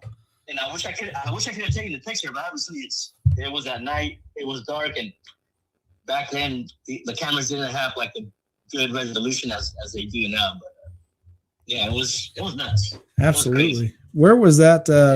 Where was that? Where did you see that at? Like what state? It was in California, Southern California. Okay. Yeah, it was. Yeah, it was weird, man. And I could compare it because I've been up to like aircraft carriers before, and they're pretty massive. But that thing, I don't know. That thing looked. I don't know what it was, but it was something. It was something. It was a view. Yeah, there's been reports that they've been as large as like football fields or multiple football fields. I've heard that. But yeah, those aircraft carriers are huge. So if this thing was even close to that size, I mean, that's just massive. Yeah, it looked like it was like 4 of them. But that's what I'm saying. Like, I don't know if it was close to the ground that it looked that massive, but if it was even further up, it must have been like, dude, like the size of a state, if anything. Man. But that's the thing. I don't know because you can't really tell the distance off the ground to how high it was. But yeah, it was crazy, and I'm glad I kind of got to see that because how many people have that chance to say something like that? Like, oh, I've seen a UFO, or Absolutely. It's crazy. Yeah, I'm glad that you share it. Yeah, no, for sure. I was kind of thinking about it. I was like, should I not? But I was like, yeah, might as well. I don't really tell nobody these stories, but I was like, I don't mind sharing it on here. No, I appreciate that. And I appreciate your support, Eduardo. I've seen you in several of the lives and the chat, and I appreciate that. I appreciate you sharing with us. And man, if you, I'm always looking for actually new guests to come on for like the Fridays episodes that drops that are pre-recorded. So if you or anyone else in the chat wants to share, please email me. And I have a few other UFO stories, but I only had a little bit of time, and Dogman stories. Okay. Yeah. Hey, if you're interested or you don't mind being on camera, I would love to. I'd love to have your story and email me. Let's get that going. Yeah, for sure. Email for sure. I don't know about the like being on camera. I'm not too camera shy. Yeah, I understand that. Yeah, we but can for still sure, share. man. I appreciate you for taking the call. Hopefully, everybody got a good kick out of that story. Absolutely, they did. Everybody's in the chat saying thanks for sharing, and a lot of stuff happens in California, and that's for sure. So, Oh yeah. There's many. I know people too that they've been telling me stories, or of them encountering things like that too. So nothing goes unseen here. Man, I really appreciate you calling in, Eduardo, and it's good to talk to you. Right on, man. For sure. Yeah. Thank you for again taking my call and letting me get that out there, sharing it. Well, hope you stick around the chat. We're going to jam out to some music here shortly, and man, I appreciate you calling in and sharing that. And like I said, email me, and even if you don't want to be on camera, we can still, we can black out your face so you can't be seen, or there's ways around that. So don't let that scare you off from coming and doing a recorded show with us. For sure. Right on, man. All righty. Well, you have a good night. You too. And I'll be sticking in the chat for a bit. Okay. Yeah, we'll see you then. All right, man. Thank See you you. guys later. All right. Bye. Later. Man, appreciate that. Eduardo calling in. Again, another great guy. I always see, a lot of you guys in this chat and commenting and watching the videos and the shorts and things I put. And I just want to say that I truly appreciate that. Honestly, it wouldn't be as much fun if you guys weren't here doing this with me and being part of this, because this, to me, this is like a hobby. It's something I like to do. I like to talk to different people. I like to hear stories, and you guys just make it that much more enjoyable and fun. So I definitely appreciate it. Appreciate you, Eduardo, calling in. So, but I put my email up on the screen. If you guys want to email me, let's get your encounters, your stories. Kristen, Eduardo, Brittany, Sophia, all of you guys, let's get you on here and let's do a pre-recorded episode with you, and those will come out on Friday. So this Friday, we're going to have episode 3. It's going to be the last one we've done with Phantom Messiah. That's how most of you guys know her, Senia. And so it's my favorite of the 3, just for the content of it. So make sure you check it out, listen to it. We've got some we have some other good, interesting ones coming up. We've talked with Skidder, Ashes, Boone County, a lot of those guys, so those are going to be some future episodes coming out, and some other folks that you don't know that are going to be have some really interesting encounters and stories. So let's go ahead and kick this off, guys. Absolutely. She is great. And so I haven't seen her much. I think she's in the process of moving maybe or something last I knew. So hopefully that's going smooth and going well. So yeah, Franklin, it was awesome hearing Eduardo's story, and appreciate you guys being here. Absolutely. Phantom Messiah, she's awesome. So guys, this first one I got for you tonight is one that we're going to kind of take it back. So I grew up in the 90s, and I'm not going to lie, like most of you, I have some nostalgia about the 90s, and just kind of growing up in that time without cell phones, and kind of being, seeing before cell phones and now seeing with cell phones, and how life's different. So this is a song that I kind of had curated for the show, just based off of that. And so you guys let me know what you think, and we'll check it out.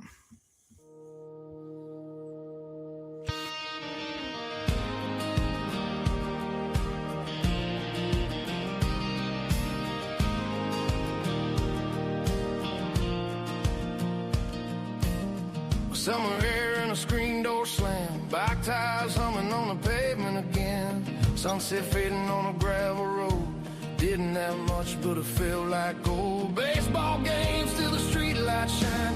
Mama yelling, boy, it's supper time. We didn't know those days would fly. Thought that moment would never die. Back when the world was wide and time moved slow. Back in the 90s where the wild winds blow. No phones in our hands, just dirt on our shoes. Radio songs and nothing to lose. Now the years roll by like a midnight train, but those memories keep calling my name. Yeah, I swear sometimes when the sun goes down, I can still hear the sound of the 90s town.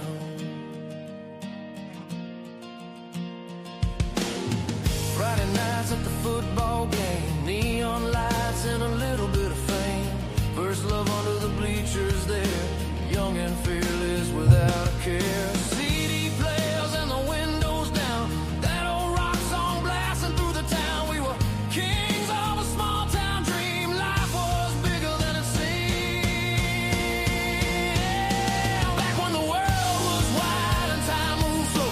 Back in the 90s where the wild winds blow. No phones in our hands, just dirt on our shoes. Radio songs and nothing to lose. Now the years roll by like a midnight train, but those memories keep calling my name. Yeah, I swear sometimes when the sun goes down, I can still hear the sound of the 90s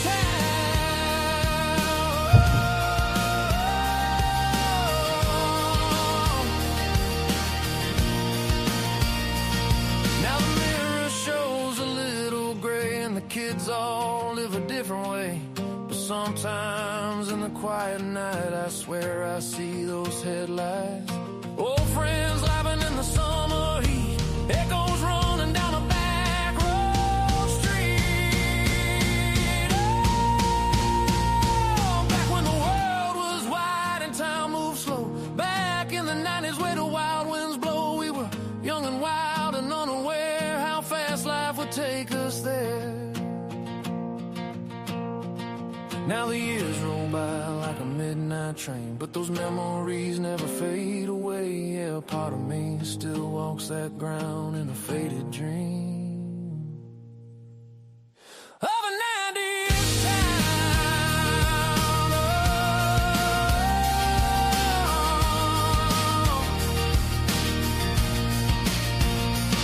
Yeah, the years keep rolling like an old song line, but the 90s live forever in my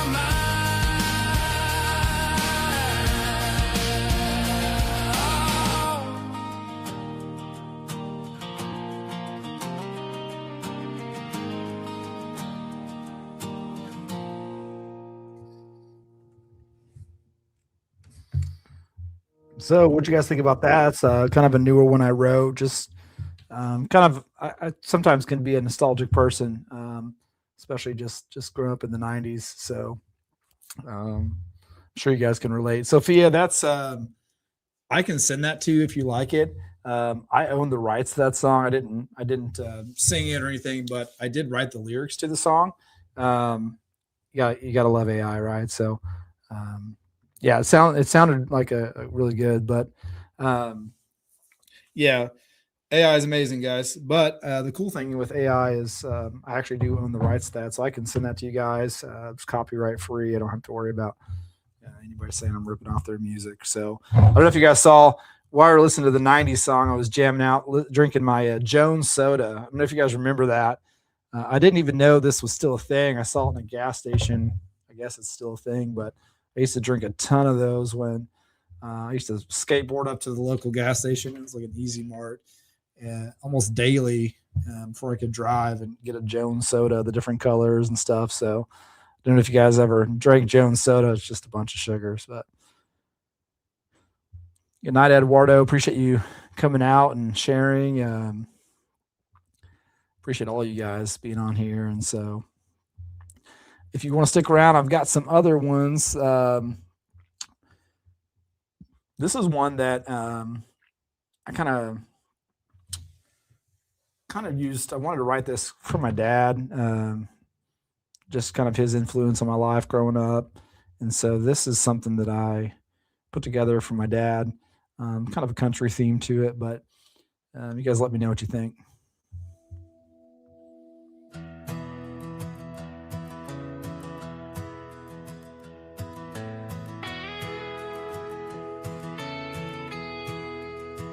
I remember dusty roads and an old Ford truck, windows down, radio turned up. You point out stars in the summer sky, said, son, that's how you find your way at night. Fishing lines in a quiet stream, talking slow about life and dreams. Didn't know then what I know now. You were showing me the world somehow. Every mile and every bend, every lesson you pretend was just another day passing by. But you were building who I'd be inside. From campfire smoke to county lines, your footprints next to mine. Through every road and every climb, I learned how to live from a man called Dad, and the adventures we had through time.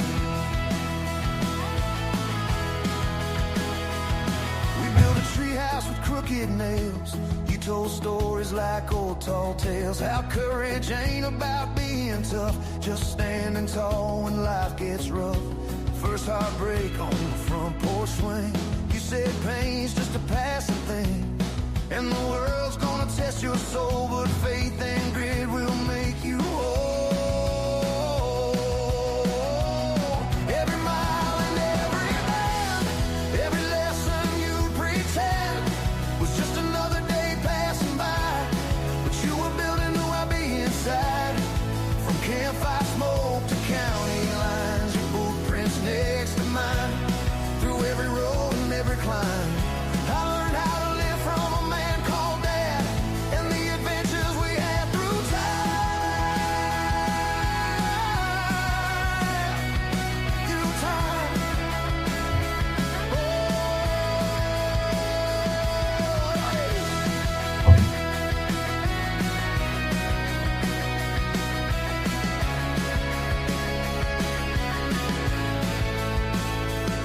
Now the years roll by like that old truck did, and I see your face when I look at my kid. Trying to pass down the things you gave, simple truths in the paths you paved. Every mile and every bend, your voice echoes in the wind, guiding me when I lose my way, just like you did back in those days. From campfire smoke to county lines, your footprints next to mine. Through every road and every climb, a boy becomes a man in time, because of the adventures we had through life. Through life. Oh, yeah, the road goes on, but I still find your footprints beside mine.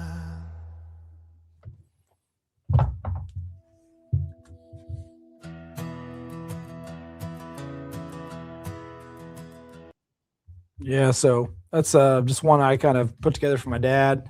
So hope you guys enjoyed that. Appreciate that, Sophia. Yeah, Mad Magazine, Lucy. That was an awesome magazine. I remember looking at that too. You know what's funny is I think I went to the same gas station as you, Lucy. No joke. That's the Easy Mart I used to go to back in the day. I'd skateboard up there and get Jones soda and whatever else. So that's pretty awesome.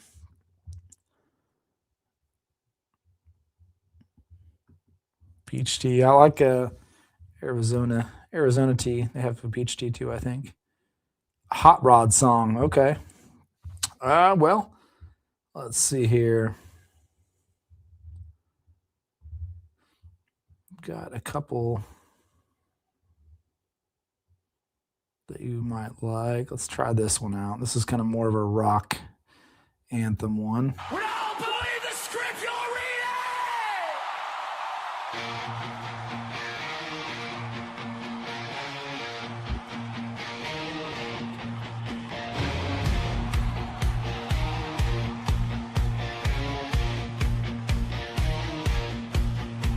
Static on the dial, coffee rings on midnight file. String on the kitchen wall, names and dates that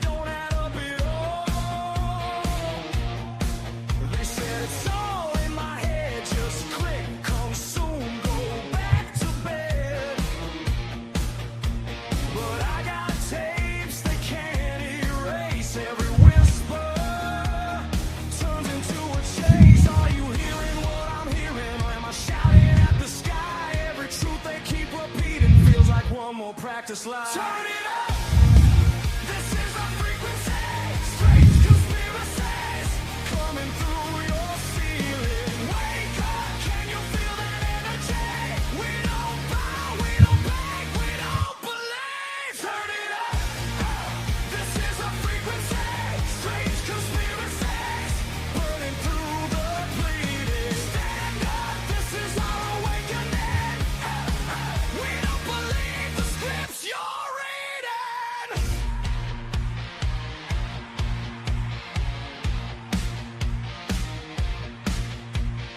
Photo full of censored links, cut feed when the story blinks. Laugh track on a breaking wall, silver smile selling manufactured storms. They say calm down, trust the feed, but their comfort smells like need. So I built a beacon in my room, mic is live. Now I'm pointing at the wound. Are you seeing what I'm seeing? Lines between the dots in red. Every glitch inside their story is a door they left unsaid. Turn it up. This is our frequency. Strange conspiracies coming through your ceiling. Wake up, can you feel that energy? We don't bow, we don't beg, we don't believe. Turn it up. This is our frequency. Strange conspiracies burning through the bleeding. This is our awakening. We don't believe the scripts you're reading.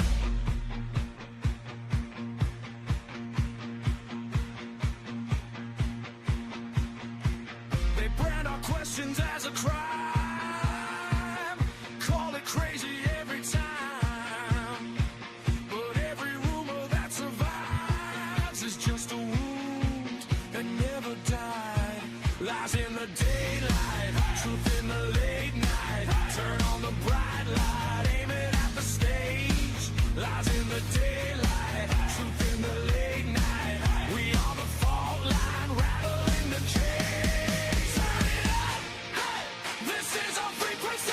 Strange conspiracies coming through your ceiling. Wake up, can you feel that energy? We don't bow, we don't beg, we don't believe. Turn it up. This is our frequency. Strange conspiracies screaming through the bleeding. Hands up, this is our awakening. Hey, hey, we don't believe the scripts you're reading. We don't believe, we don't believe.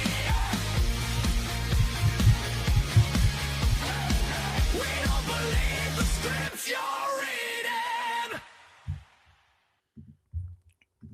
Hope you guys enjoyed that one. You probably heard that one before. I played it a few times on the live. So, Sophia, good night. You probably have already left. Appreciate you sharing your story. Appreciate everybody sharing their story tonight. Don't forget, guys, Friday, we have a new episode dropping, and we're going to keep doing our lives on Wednesdays. Some other housekeeping notes. I'm not ready to go live with it yet, but here soon we're going to offer a Patreon. I don't have enough subscribers currently on YouTube to do a members section, so that's coming soon. But we're going to do a Patreon. It's just going to be kind of more behind the scenes stuff, kind of what I do when I'm not, on the show doing lives and interviewing folks. And so you get to see some more behind the scenes stuff there.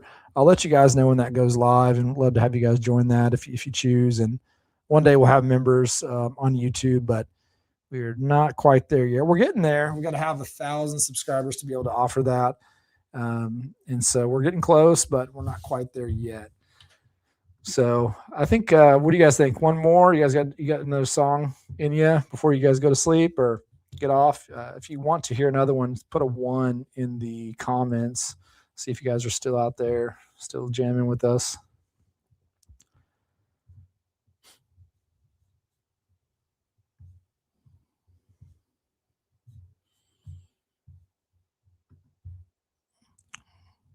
Lucy, Eduardo. All right, guys. So I've got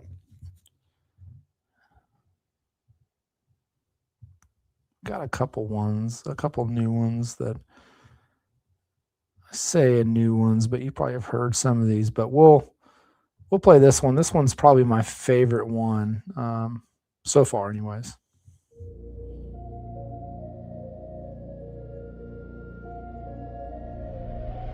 Blue glow, static headlines crawl, red string on a bedroom wall. Every name that we can't say out loud still hangs in the air like a storm cloud. Secret flights on midnight planes, they scrub the logs, they change the names. Smiling on our TV screens, their teeth drip through the in-between. Epstein files in a locked up drawer, black ink spilled over every door. Just a rumor till it hits the floor. How much can you hide before it's war? Burn the quiet files, turn the whispers into trials. If the truth is such a threat, what are you afraid of? What are you afraid of? Raise your hands, deny every scripted lullaby. If the truth is just a lie they fed, what are you afraid of? What are you afraid of?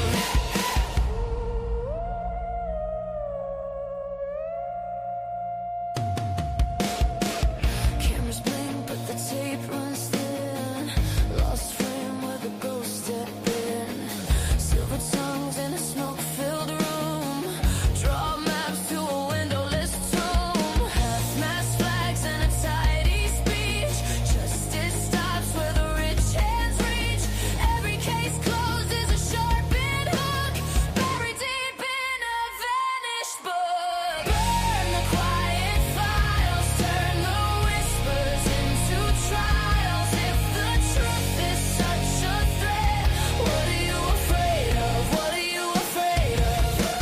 Raise your hands, deny every scripted lullaby. If the truth is just a lie they fed, what are you afraid of? What are you afraid of? How many lone wolves fit in one cage? How many loose ends cut from the page? How many cameras blink at the same time? How many fall men cover one crime? Count the patterns, count the ghosts, count the names they never told. If it's all just fantasy, why is it locked in secrecy? Burn the quiet files, turn the whispers into trials. If the truth is such a threat, what are you afraid of? What are you afraid of? Raise your hands, deny every scripted lullaby. If the truth is just a lie they fed, what are you afraid of? What are you afraid of? Blue glow, curtains never close. We see more than they suppose. Chanting back to fight the choir. We are the leak, we are the fire.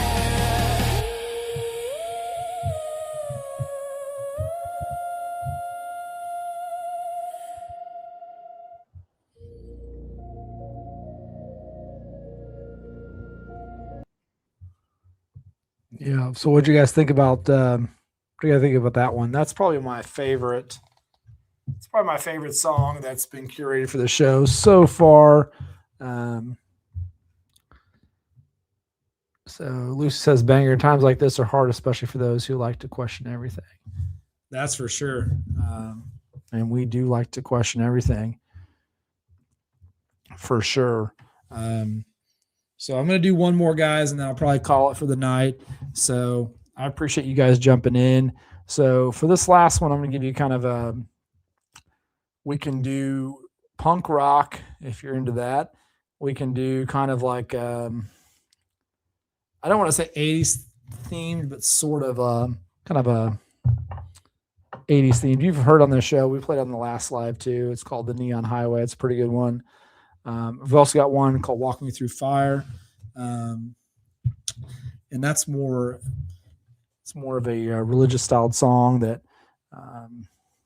just kind of talks about, our walk with Jesus. And so we definitely, that's a good one as well. So whatever you guys are into, we can jam to. I've got one more left in me before I call it mariachi. Yeah. Hey, I don't have any. That's a good idea though. Maybe I'll come up with a mariachi themed song. That'd be kind of cool. That's actually a pretty good idea. Definitely pay extra attention, Skidder. You're right. I mean, there's supposed to be a lot of, a lot of conspiracy theories. We believe in false flags. And so there's potentially going to be some of that coming up on American soil. So hopefully not. Hopefully that's all just rumored. But you guys keep your eyes peeled and your feet to the ground, and just stay aware, stay alert, because you just never know. Yeah, we'll play that one. Lucy, we'll play that one. We'll end it with this one. It's a good one. Let me know what you guys think.